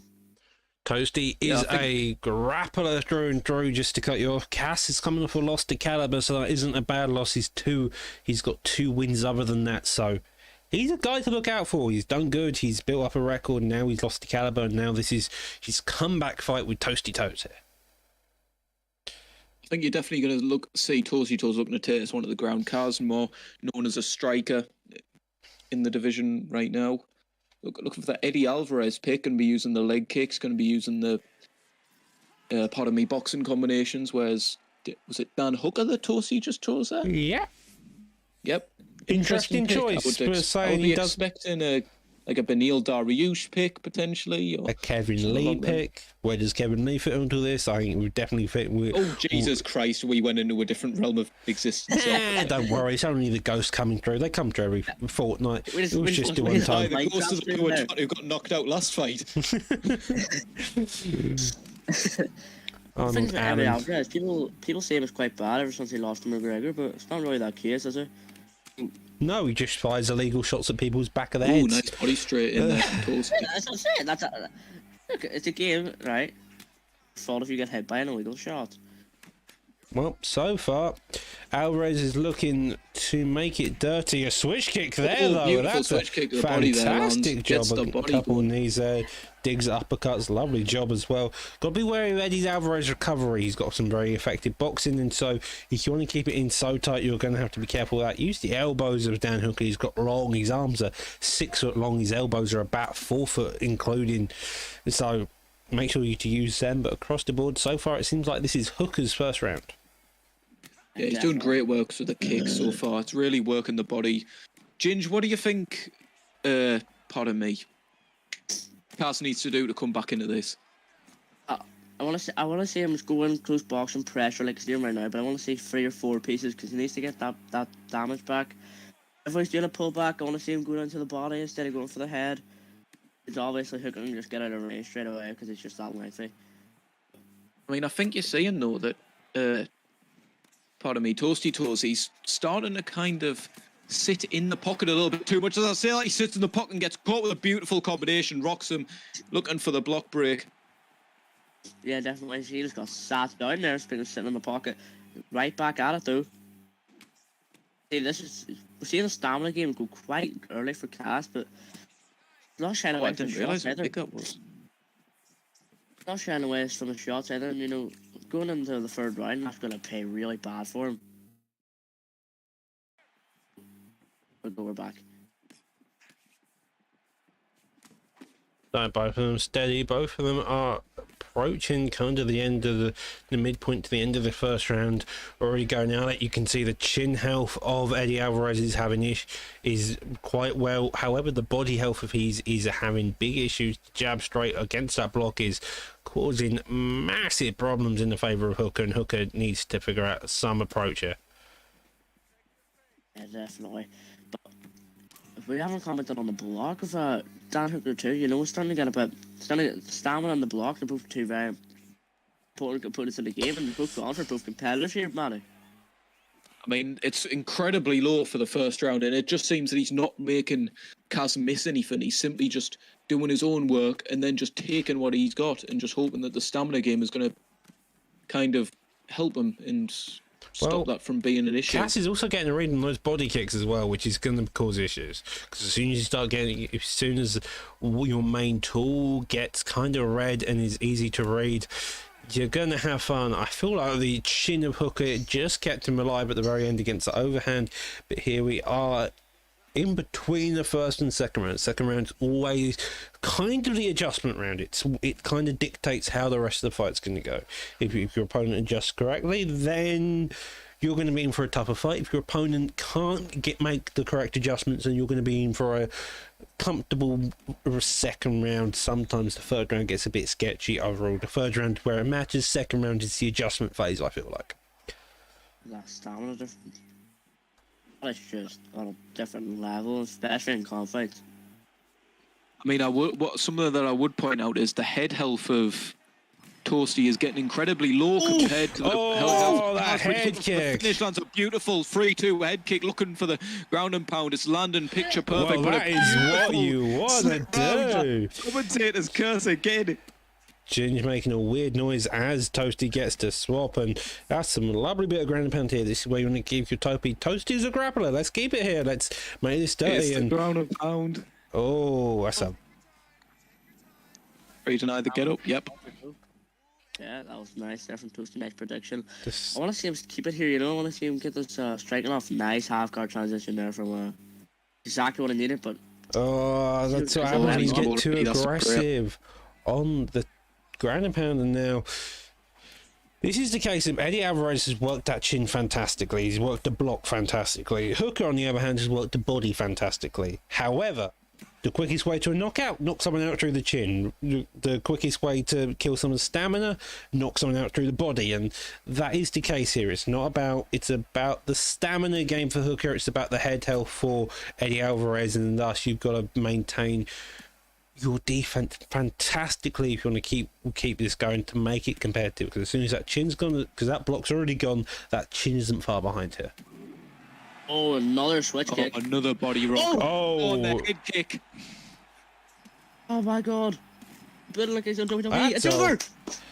That's it. That's a way to do it. Rage quit didn't work the first time. No, it didn't buzz into it. I don't think he is very happy overall about that fight, because that is a way... That's a way to lose it. To be fair, though, Hooker did a fantastic job. He was having issues. He got knocked down. Eddie Alvarez was looking like he was going to come back. And then Toasty comes back, gets the body stun, gets a head kick, and gets a very nice KO. He also shows that he can strike. Sometimes he doesn't want to strike, maybe because it's not the best idea, as you saw last time round against Noggin. McGregor pick isn't the best time. This time round, though, it's an Eddie Alvarez. He can do it. He's a bit more comfortable. He's got the distance, and he's got the chin health of Hooker's. Condolences to Cass. He did stand a good chance. The amount of pressure he was putting on worked fantastically. It just seemed like Hooker was overall a bit more fluid. Yeah, of course. That fight was a perfect example of why it's not how you start, it's how you finish. As I say that, I'm going to clock out for my fight, which is up in 2 fights' time. Enjoy, boys. Hope you enjoy, and I will be back with you as soon as my fight is finished. See you later. Hope you lose. Ginger being such a supportive team in here, but on that note of Matty hopping out to get ready for his fight, this is the main card now. We up first we have Mohamed Makaya versus the ever mighty TMM Reaper, the guy who writes the intros. Following from that, we have Ricardo versus Matty D, Jamie Bucks versus Broomstick. Hopefully, I believe we should have Megatony versus Storm. Just need to get that confirmed in the back to be certain. With the co-main event, you have Kaya Humble versus Spartan War. But that should be a fight and a half. We all know how Humble fights. He's an interesting guy, to say the least. And in the main event of this evening, we have the Xbox title fight with FSK Fadinator versus BFAP, Dirty Dave, in the welterweight division. I believe, if I'm not mistaken, they'll be going in Usman versus a GSP. GSP being Dave's pick, Usman being Fadinator's pick. But without further ado, Ginge, I feel like we should get into the first fight of this main card. It's a very short main card, but it's packed nonetheless. So let's get straight onto this. If you cut me off every time, I'm gonna absolutely scream. But but obviously I've been working with the TMM boys a lot lately. I've seen they're a very talented camp and everyone's got a lot of potential. And obviously, leader of the TMM camp is Reaper himself. Quite ballsy here with the Diego Sanchez pick. Well, I guess it's in the 5-star of that division, so I'm excited to see what we can learn this, Doc. Well, oh no, if I remember correctly, Reaper had Kobe Covington back, so you can imagine So- the So we used Diego Sanchez. evidently so. It seems that if you ban Kobe Covington against a Reaper, you may end up with Diego Sanchez. That's why I'm gonna note that down somewhere. So excuse me, I have a blunt nose. So this is an interesting fight, to say the least. Welterweight division, Usman in one corner, the intro writer as Diego Sanchez. If Reaper wins this, I will thank myself, and I'm going to chuck a rugby ball at my 3-year-old brother next room in the next room. Well, Diego Sanchez shoots a takedown, looking to grind this out. Who would have thought that Diego Sanchez would be the first person to shoot a takedown against Usman? Tries again, doesn't get it. Looks at the defender body and uppercuts here. This is a very peculiar fight, but hey, the first person to ever land a takedown against Usman is going to be a Diego Sanchez. I love a takedown, gets shot, does get denied here. Tries again, and now This is strange. oh. You know what? It's not. Reaper isn't really getting demolished either. No, Reaper's doing a good job so far for saying he's using Diego Sanchez of all people. It's a peculiar one. I have to admit, I've never thought I'd be commentating Diego Sanchez against Usman in such quite a right mind. But if you want to make yourself known in any case, just use Diego Sanchez, it seems. You can't lose. They just look like a dick. Yeah, well, he has a better jab than Bobby Green, I've realised. Bobby Green is level 2. That seems level 1. That seems to be a level 2 there, and it's a very nice jab. Oh yeah, that's a really, really nice one to have. A better job than Bobby Green. I mean, Bobby Green's apparently a really good boxer, and yet he's still got some bad move levels. Both of them are going at it here. 2 minutes 30 left on the clock. Usman's yet to really do anything major apart from defend takedowns.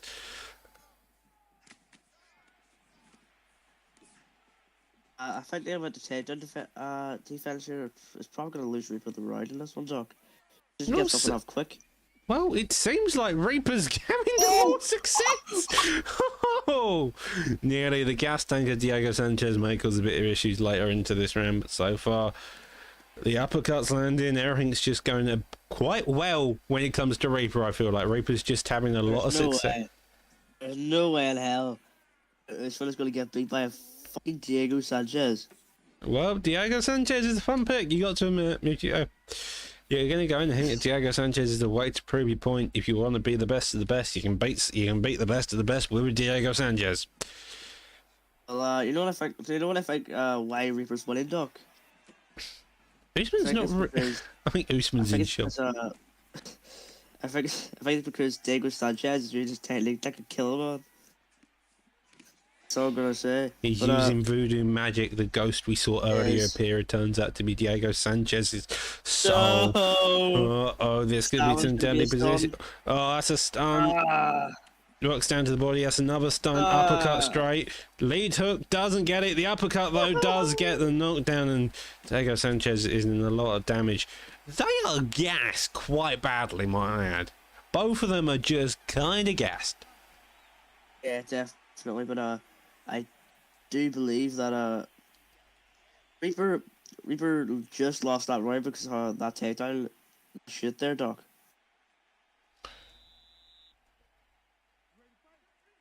Starting off the second round again here. The one's really beating each other, and he's emoting, and he's okay.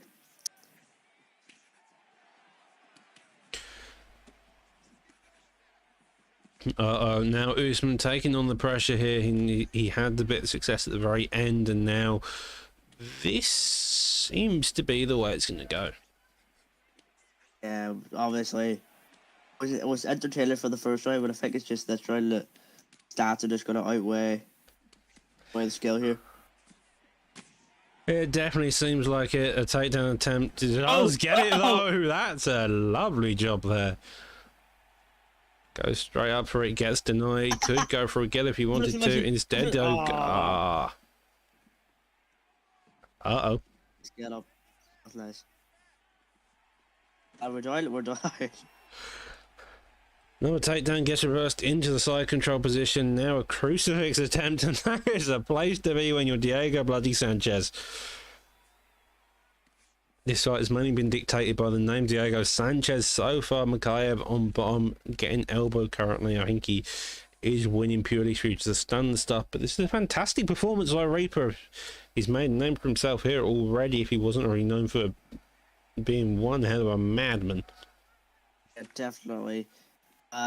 He must be on some illegal substances at the moment to go for the mindset of picking Diego Sanchez and wrestling Usman, and not only that, we're beating him on the ground as well. It's definitely a new one for Redoc. Yeah, no, it's a new one. Oh, and slams him. Fantastic job here overall by Reaper. He's actually fairly calm, composed. He's having a lot of success. His technique is brilliant. Honestly, he's very fluid. He's very successful. He's happy to go anywhere he wants to. It's just a case of whether or not Usman can find one shot to end them all. Again, though, takes backside and another full guard. It's very slow, very steady. I think Reaper needs some major damage here to really win the round, though. Definitely, but I think if he keeps on going the way he's going, he's won the round. But he definitely needs that ground stone. Oh no! You also got to imagine, even if Reaper doesn't win the fight, he's won some type of moral victory. That is one of the weirdest parts about going like such a dumb character in this case. Maybe it doesn't seem like a legitimate pick. Probably just payback for banning Colby. You're going to ban Colby. I'm going to go Diego Sanchez and kill you this way. It's fairly understandable, to be fair, but those two takedown doesn't get it, and now Usman starts to put all this pressure again. Funny as fuck. Mikhaev is trying his damnedest here, but Reaper just isn't giving him to. Could be a knockout. That's a way to fucking end around. Again, you end up with Sanchez against the cage, nearly knocked out. No. And now. That's 2 rounds down. We got the third round to go, and this is a big round nonetheless for both of these opponents. It's hard one to call that round because we got the stun and knockdown at the end, but that's at least 4 minutes of control. Reaper, you dirty dog. You ban Colby. I'm gonna just. Uh-oh. What's he doing? Oh no! Oh, that's it. Now it looks like Diego Sanchez is now grasping at straws. The stamina has been a massive issue here, and I heard that he takes some sensory beans mid round. What? Did you get all them stamina back? Usman's recovery is probably one of the best, and that's why the jab knocks him down, jumps on him, looking to get the finish, and he gets the finish on Diego Sanchez. Okay, Ginger's being weird. I suppose that is your condolence noise, Reaper. Apologies about that. That is definitely not someone's condolence noise. However, fantastic job there to Mikhaev. He faced a surprising amount of adversity for a Sanchez. He had a difficulty reading it, but across the board, that's a nice, clean victory. Now, with that fight being done, we are up next with Ricardo versus Matty D. Both of these opponents are strikers nonetheless. Matty D is your opponent. Ginge, your teammate, as we've established a couple more times throughout this entire fight. On the other hand, Ricardo's part of the FSK camp. We're going to next see an FSK. We've got a Jamie Buck competing afterwards, so that's another FSK member. And then we finally got FSK Fadinator, who currently holds the belt. So Ricardo's in with a good bunch. He's got a grappler. He's got an all-round striker who knows what to do. So let's get straight into this fight. I hope Ricardo wins this one because Matty D smells like farts. Ginger's just casually insulting Matty D for no reason, but we continue on with life. The middleweight division is Ricardo as Lawler, Whitaker in the blue, with Matty D using them. Evidently, they've made some type of agreement. I don't believe. Apart from that, we do have the rankings of 5 to 15, Ginge, with the records. But as we all know, as we repeat every time when we see these records, they don't mean much under the bright lights. Yeah, definitely. Obviously, we're currently that pressure style. Matty D, one of them technical boxers. Obviously, with Lawler, you got that power. Whitaker, he's the best. He's the best fighter in the division. I'm excited to see how this one plays out, Doc. Same here. So, Herb Dean as the ref, a touch of gloves to start us off for them tonight's victory. An uppercut there, body straight also goes in retaliation. Ricardo looking like he wants to work the head, throw all the combos in the world. Matty D on the back foot, playing his usual game of picking his shots, establishing the jabs, waiting for his opponents to really make a mistake, and then exploding afterwards. Yeah, definitely. Ricardo just going like his life depends on it here. That first round knockout there. He's going to get a shot in the head. He's just going out full gun because, look at this. He hasn't taken a step back. Well, right. But you know what I mean, don't you, Doc? Yeah, I mean, even when you do say he's taken somewhat a step back, he hasn't taken any major steps back. He hasn't been pressured by Matty, and in that case, he's always just on that black line in some cases, making sure that Matty can't move past. Does get a lovely bit of the head movement there, also followed by the body kick, another slip straight, doesn't get in distance, and now Matty D circles around, putting him in pressure. He's looking to maintain that middle of the octagon, but Ricardo is just maintaining that distance, in and out, just looking for any shots he can here, Ginge.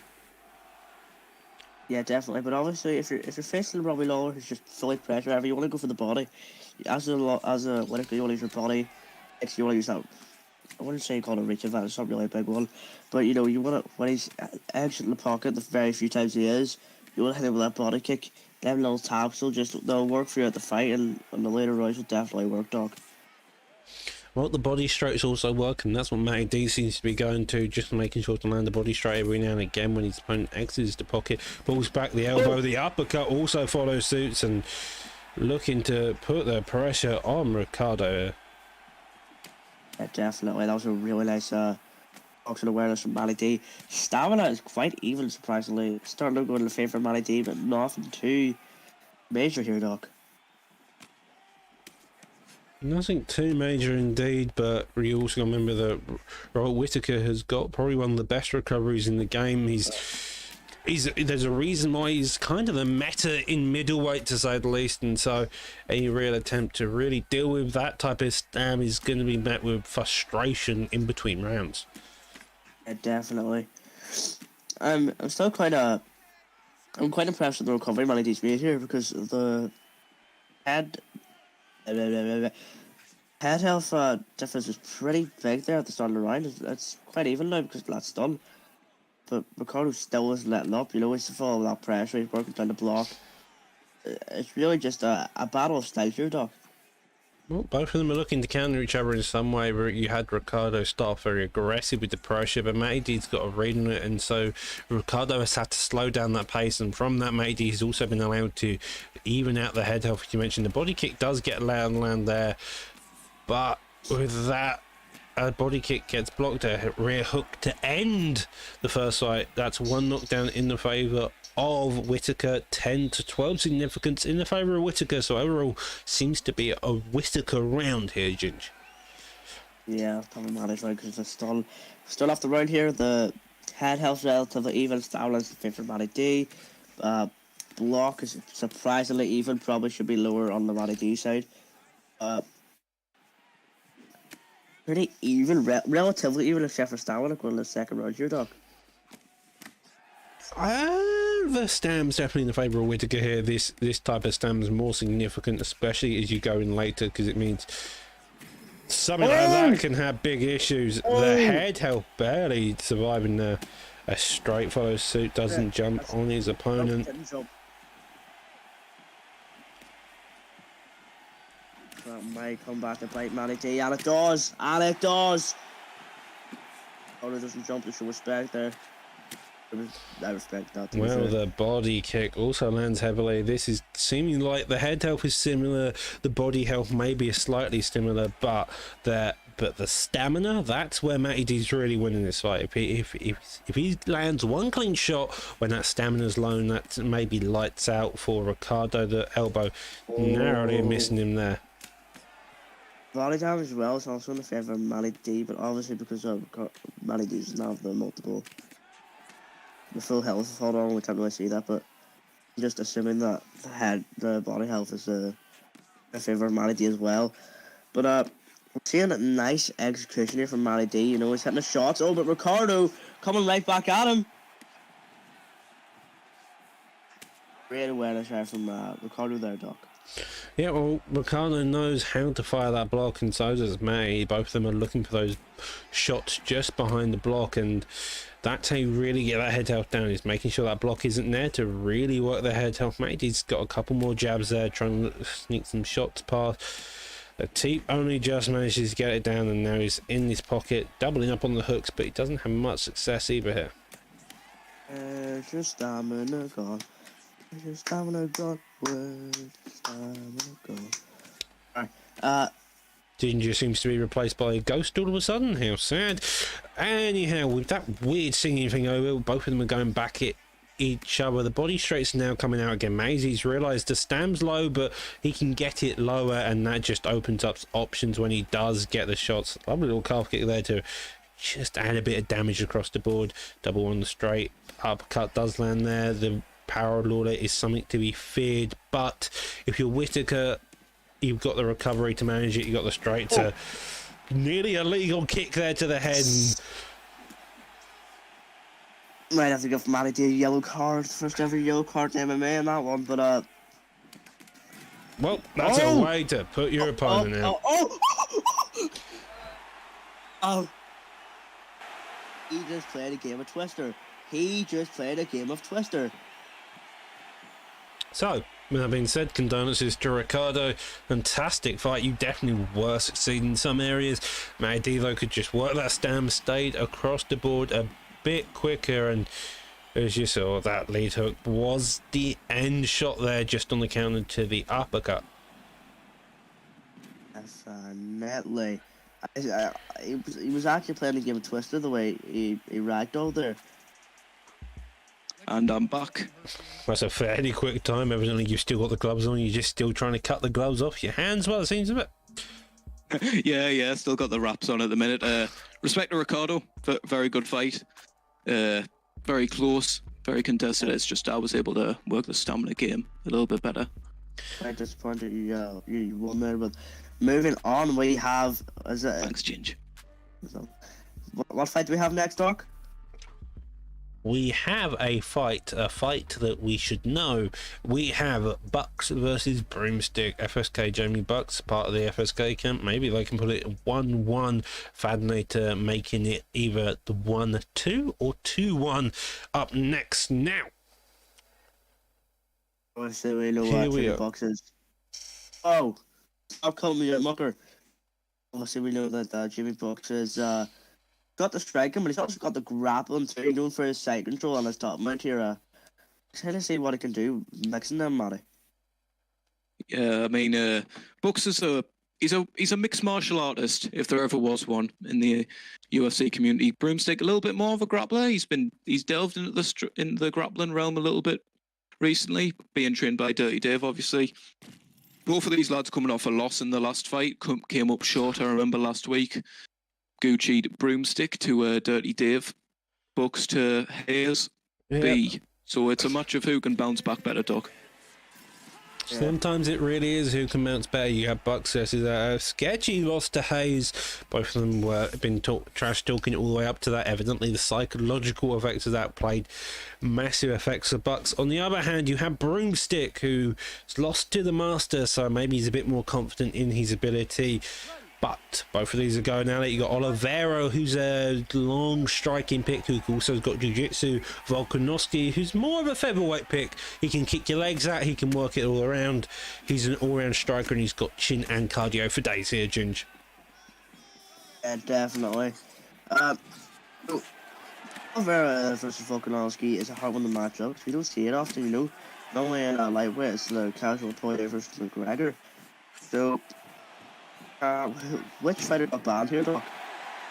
I'm unsure to say the latest. If we get word from the back, I will tell you. If not, we'll have to take a guess and think it was Clay Guida. You know, sometimes you just get that out of fighters. They don't want to really restrict their opponent from doing anything. They just kind of casually agree. It's what you like to see. Respect between two combatants. Speaking of which, I would love to see this matchup in real life eventually. I mean, both of them have been at shown the better featherweight, but boxing. I doubt you ever see Oliveira back at featherweight. He's the lightweight champion. He looks pretty solid up there. Moved up. I've got one from the back there. It's that they actually banned Dustin. I'm seeing a takedown from Broomstick. This is unusual. Bucks grabs the defensive goes for the body knees. What would you do now, from Bucks. what would you do if you were in his position here, Doc? If I'm Broomstick's position, I'm just using that length. I'm playing the game. I'm kicking out that leg because if Volkanovski wants to do the same, I'm making sure that he can't pressure me as badly. If you're Jamie, on the other hand, do what you're doing. You're keeping the pressure on. You're making life difficult for Oliveira. Oliveira succeeds off a length, and that is so evident here. Ripping it way on him. Sorry to cut you off there, Doc, but just ripping apart. Leg kicks are in there. Body work's been in there. Bucks is really targeting every single area right now, Ginge. I definitely them leg kicks are just they're paying dividends and keeps on going forward. Broomstick got nothing to answer for, but definitely pressures. And Bucks just won't get those started as well, Doc.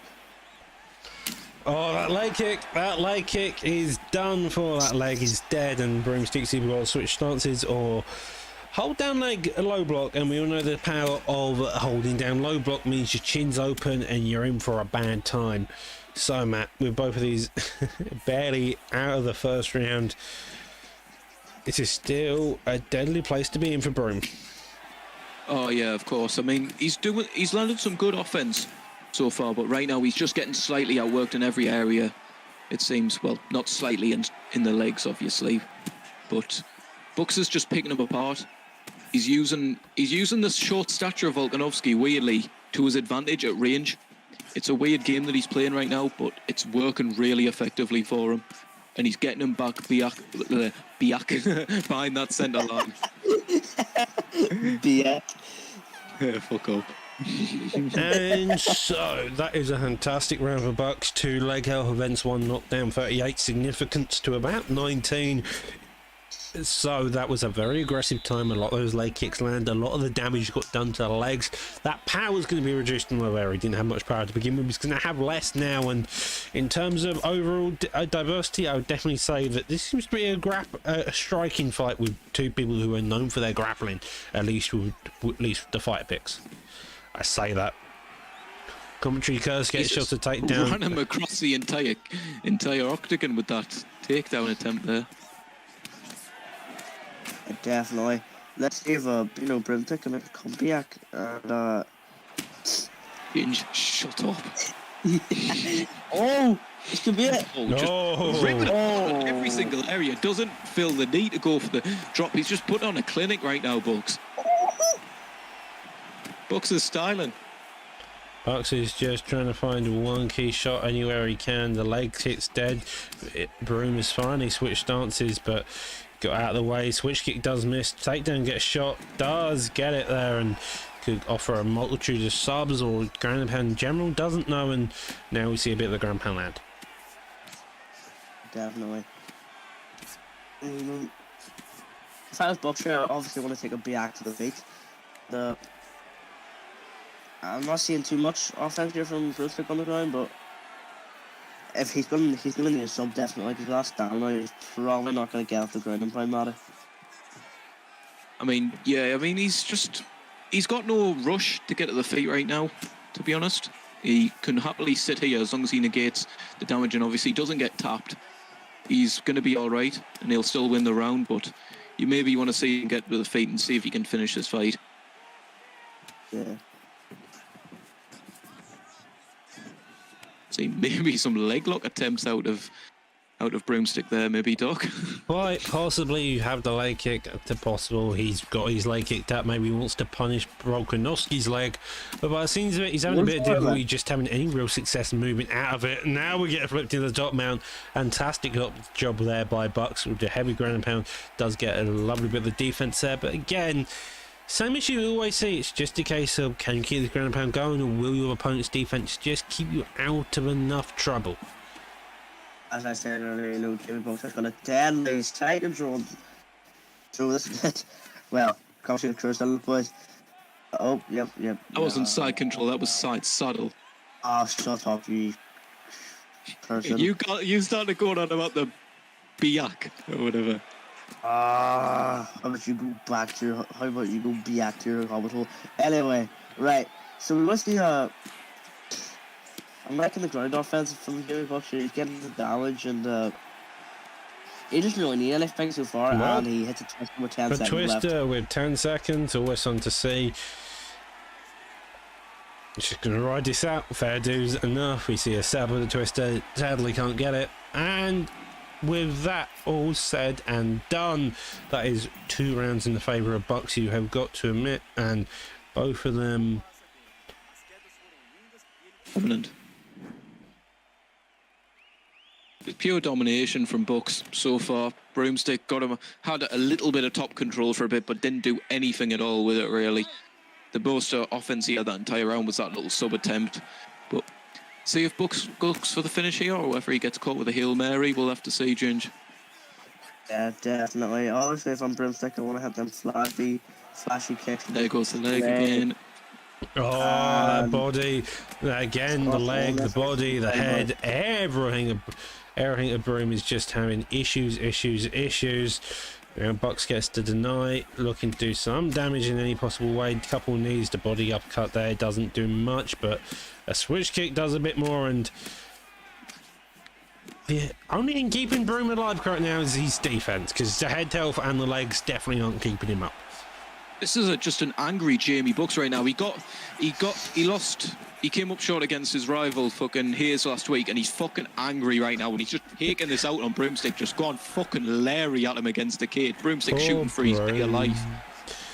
Broom getting the brunt of the force, and you got to imagine Broom's got a couple of tears coming out of his eyes. I didn't do anything to you, and Jamie doesn't care. He just wants to put the ground and pound.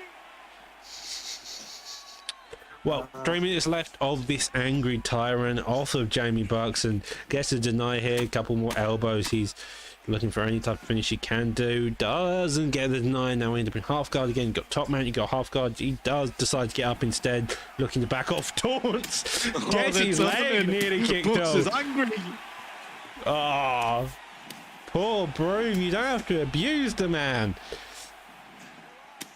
He does get the body tape, and Look at the difference in health stats. look at the difference in stamina. The word stamina is nearly being not covered by the yellow on the other hand. Oh, you don't have to kick his legs. It's Just finish him, please have mercy. Oh my god. the ref hasn't stepped in, probably because it's Oliveira, and now you see some type of luck. You do get more points if you get a KO here. Maybe that will I be seriously thought he was going to go for a standing gilly there. Oh, just finish it off. Oh, He's already dead. switch kick there, and a spinning body kick, hoping to do one thing. A leg kick there. Oh, the uppercut, There you go, putting it's out finally cool. over. Oliveira put to sleep, probably after being He's battered, dead, man. bruised and bloody. Maybe a couple of internal organs abused, maybe a spleen ruptured. You're never particularly sure, but Bucks came out there angry as all hell, and I think he's angry for more after that win. I mean, just pure domination from Jamie Bucks that entire time. He wasn't in a speck of danger that entire fight, Ginge. Yeah, no, it was just kind of like, acting like Broomstick was like a moving punching bag. And Broomstick was like, I'll cosplay a moving punching bag. I was just letting him go from the start. The only thing that really kept Broomstick alive that whole fight was just pure instinct of just defense.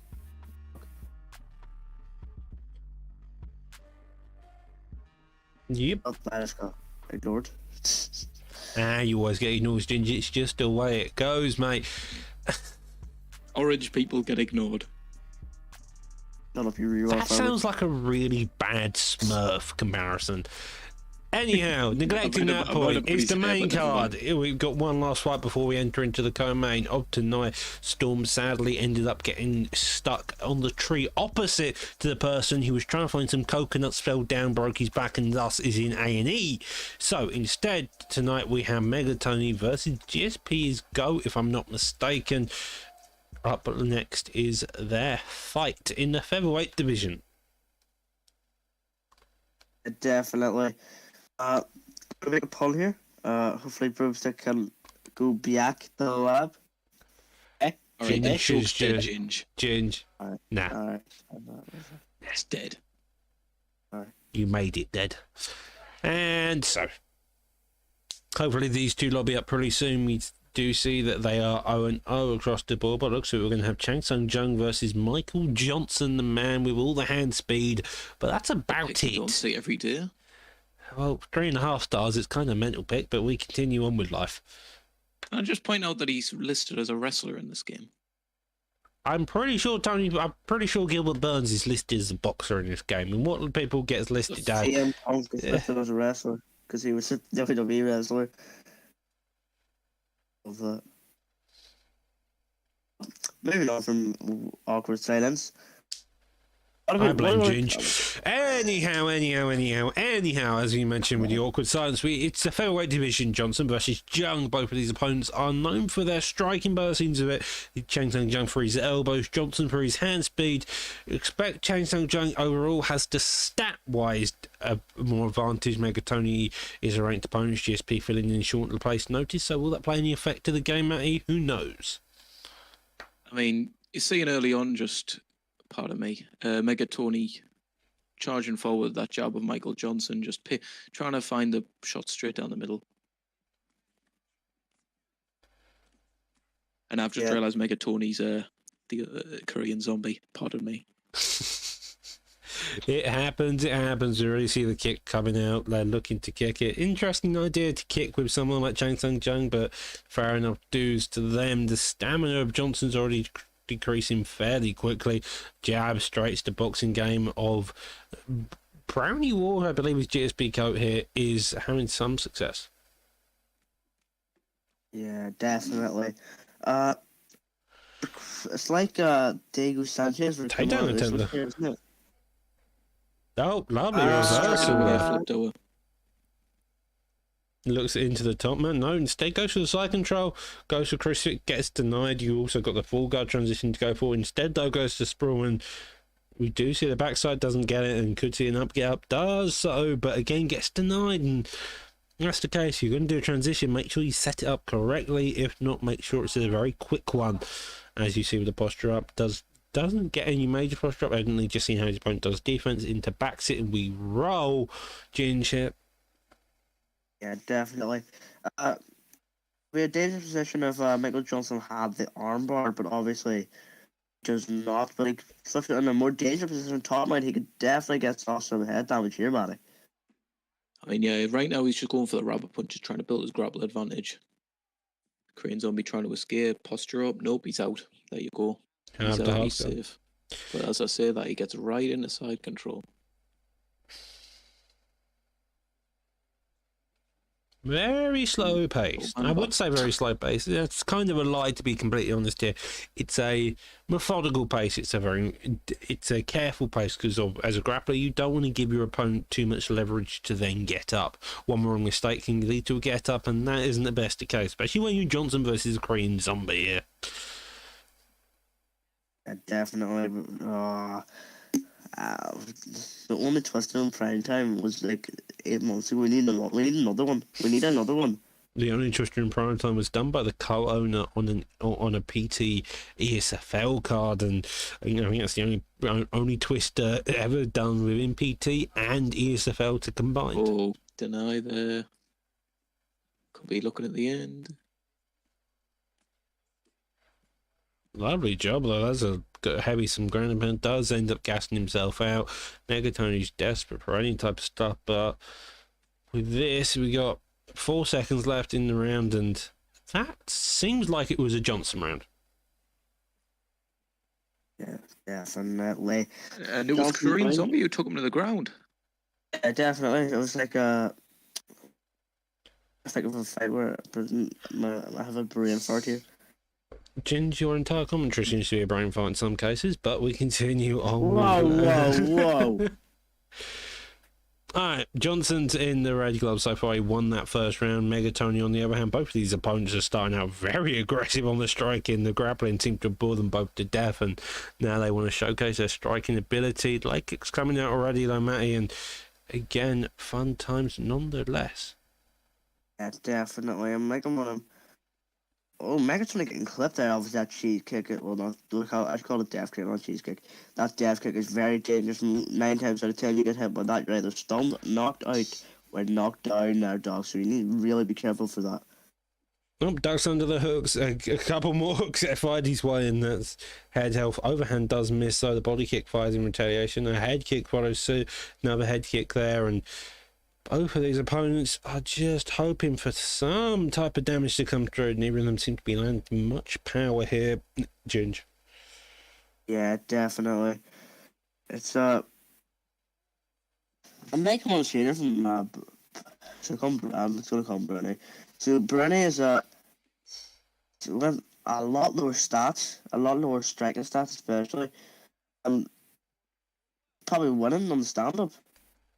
Well, yeah, like, it's got a hand speed. Sometimes not about stats. I can knock someone out with K1 Maya pretty effectively. The stats don't mean much in some cases. Sometimes it's about skill, and in that case, Johnson just has a bit more of that skill, and Chang Sang Jung's trying to find any holes in his game. As you mentioned earlier, Chang Sang Jung was the one to take him down, and I think he was hoping that maybe the grappling would succeed. Does so, but He gets the high crotch there. again, we've seen when Michael Johnson gets on top that he had the more effective grappling. So it's going to be the case of, will Michael Johnson be able to get the reversal to then start with the grappling? Again, same reversal. And now... Definitely. Well, we're seeing Korean Zombies keep on trying to go for that twister. And it's really costing them the ground game here, because obviously it isn't, they put in the other GA and like a side control top mount, anything they run really, especially with that stamina thing, but he denies the posture up here, Matty. Well, into full guard. I mean, yeah, he's doing a good job off his back, but he's still getting neutralised off his back at the minute. That's the thing. He's unable to get any sort of damage off.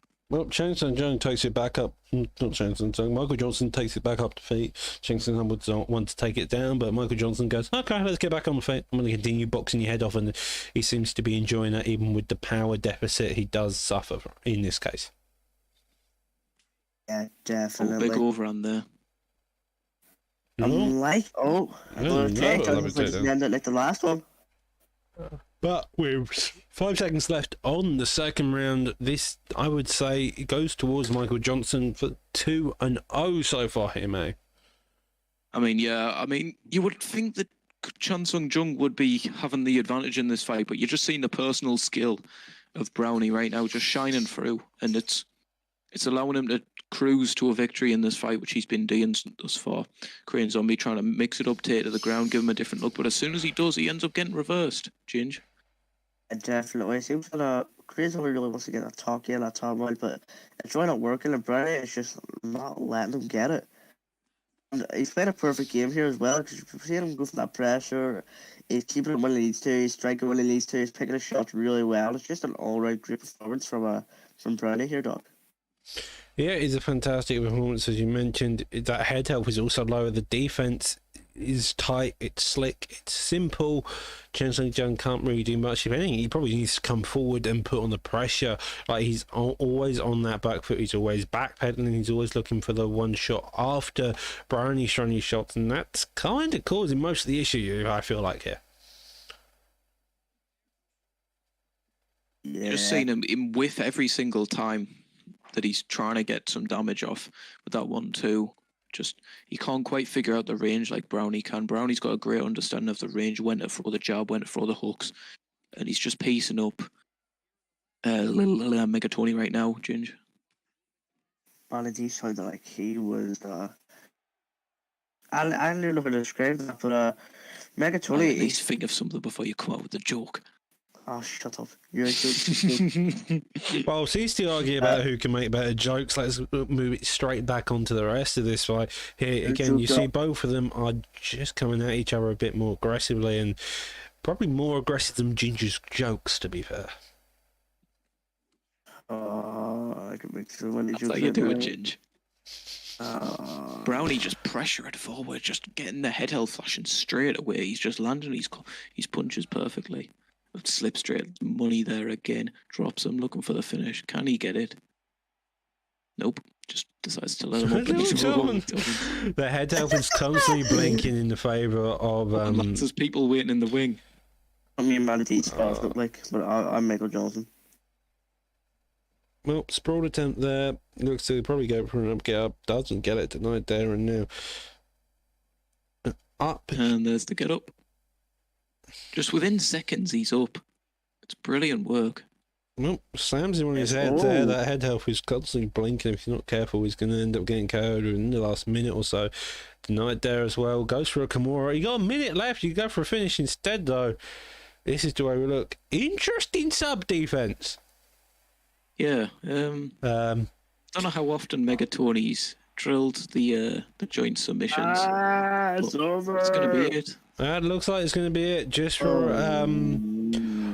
fantastic job there by Johnson. He's had a very effective all round. On the note of the joint defense, squeeze the trigger, don't pull. If you want a little tip, hold both triggers. It's like when you change gears in a car on the clutch and the and the gas that's if pedal. you drive. You don't drive. Gently squeeze. Don't just pull like a squeeze like a throttle. Don't pull like you're blocking.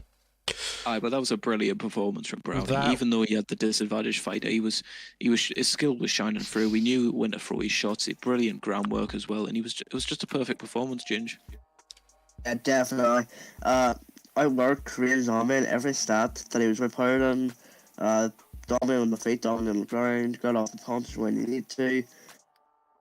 All round great performance there, Doc. Great performance indeed. He just had a very solid game plan, and even when Chang Sang Jung threw a couple of monkey wrenches into it all, he just had a lot more success. However, without further ado, on to the core main event. we got the co-main event followed by the Xbox title fight in the main event. This co-main event will be 3 rounds in the bantamweight division. KO Humble in the red, Spartan War in the blue. By the looks of it, we have Pedro Munoz. I'm going to just call him Pedro since evidently I can't pronounce his surname, versus Rob Font. Pedro doesn't have very good footwork, has power, has a chin, has rubber guard, has jiu-jitsu. However, that doesn't matter when he picks O'Malley. Yeah, definitely. But I want to obviously O'Malley, the rangy fighter, you want to use your kicks, your keeps especially. Rob Font, you want to go full pressure, use your leg kicks. Your leg kicks should work really well against Sean O'Malley. Yeah, I mean, he's going to have to try and keep that range, keep that distance on him, because if Spartan Moore gets up close to him with Rob Font, then he's just going to piece him apart. Yep. O'Malley has glass legs, but those glass legs can definitely hit you quite well. Rob Font's got the boxing, he's got that range and distance. He would have the range if he wasn't fighting someone like O'Malley. O'Malley's got that Celtic cross as well, using the same posture as McGregor. So if you're used to using McGregor, you're going to be used to boxing with O'Malley already. Here you see, though, the leg kick's already coming out. A bit of that boxing putting the pressure on Humble, but Humble doesn't mind. He's a veteran of the game. He knows how to be on the back foot. It's just a case of, will he be able to cope with the pressure of Spartan War here, mate? I mean, right now he's getting hit with almost everything that Spartan War's thrown. It's not a great sign in the opening of this fight, Ginge. Yeah, definitely not. We've seen that very nice question mark kick with a beautiful setup. I want to see more like that from Spartan Moore, and if he does, it's definitely going to be his fight if Humble makes no adjustments, Doc. I do agree. If Humble makes no adjustments, he's going to have issues, but so far O'Malley's just He's having a very difficult. He can't get the range established and hit Major London to that hook, and Rob Font's just looking for every shot there. Couple pullbacks, doesn't get it. The jab misses just off the mask. Does go for the uppercut. Side kick though hits the head, and again it seems like Humble's crumbling under the pressure and the bright lights here. Yeah, he's just kind of getting paced up with the boxing right now, it seems, and the leg kicks. Everything that Spartan was throwing, it just seems to be money. Having a little bit of success with the calf kicks there is Humble though, but he's just unable to stop this monster coming forward towards him, Ginge.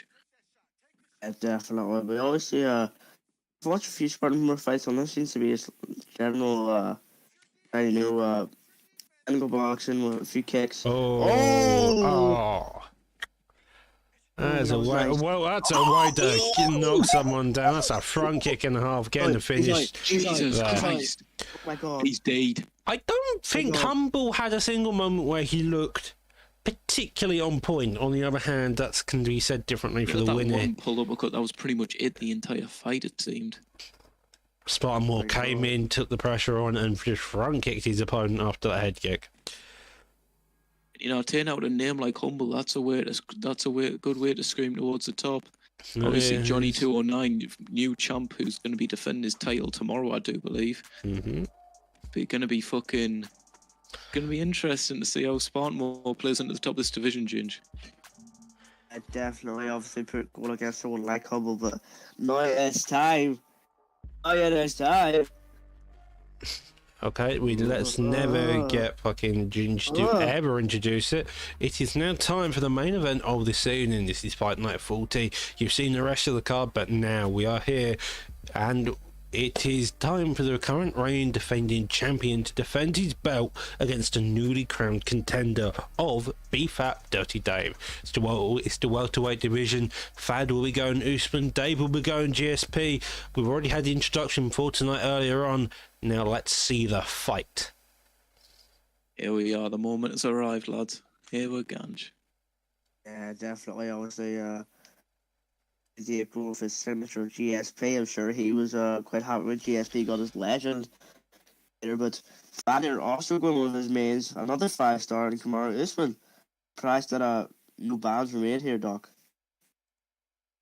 Well, it's a title fight. The bands don't get a chance. You have the contender who chooses to wait. You have the champion who gets first pick.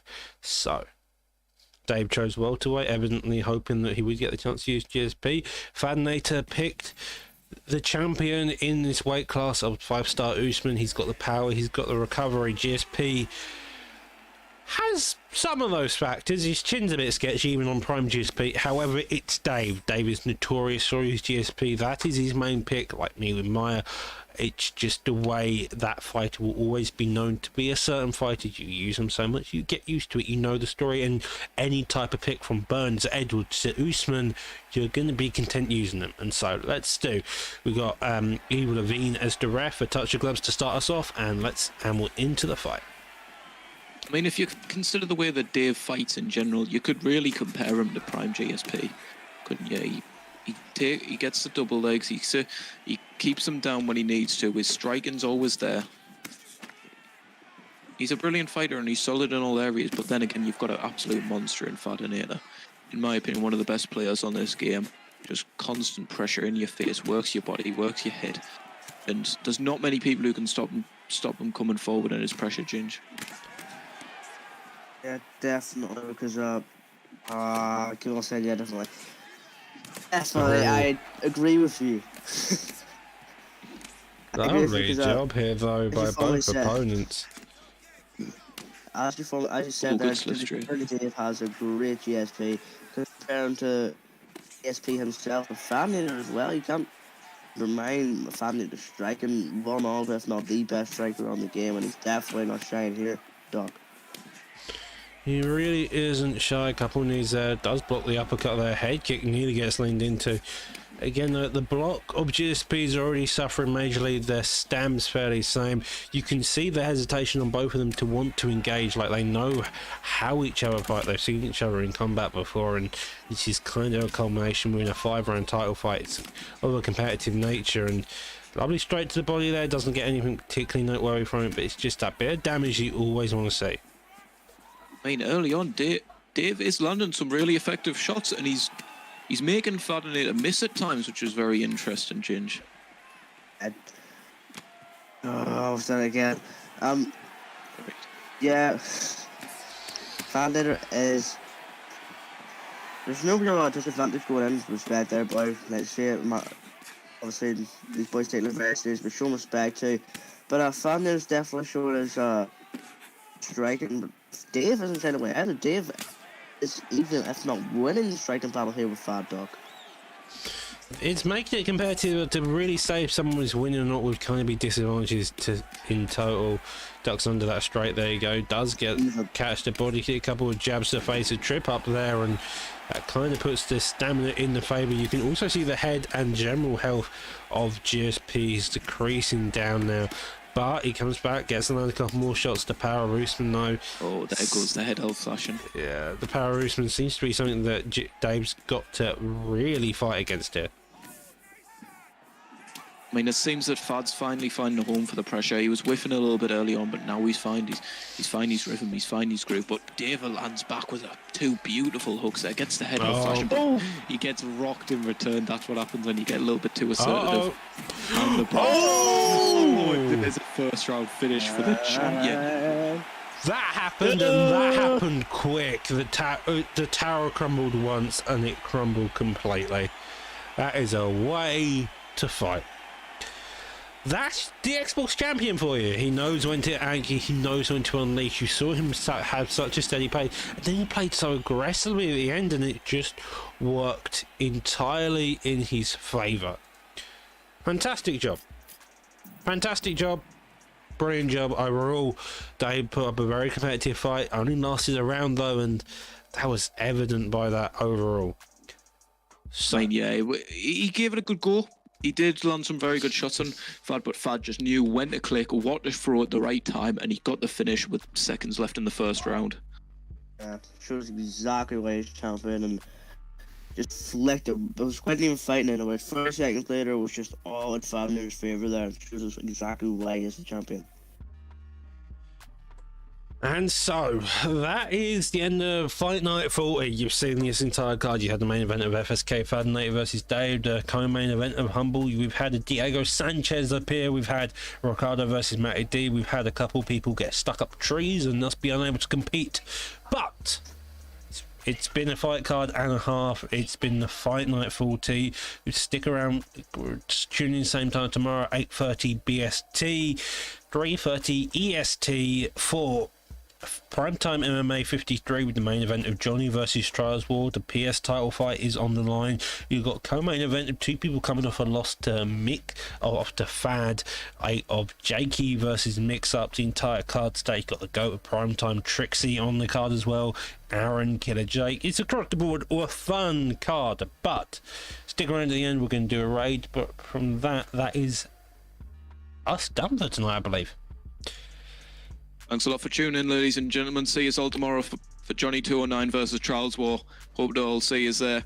Enjoy the show, lads. Have a good night, and I'll see you later. We should be doing a sticker raid at the end, so have fun and goodbye.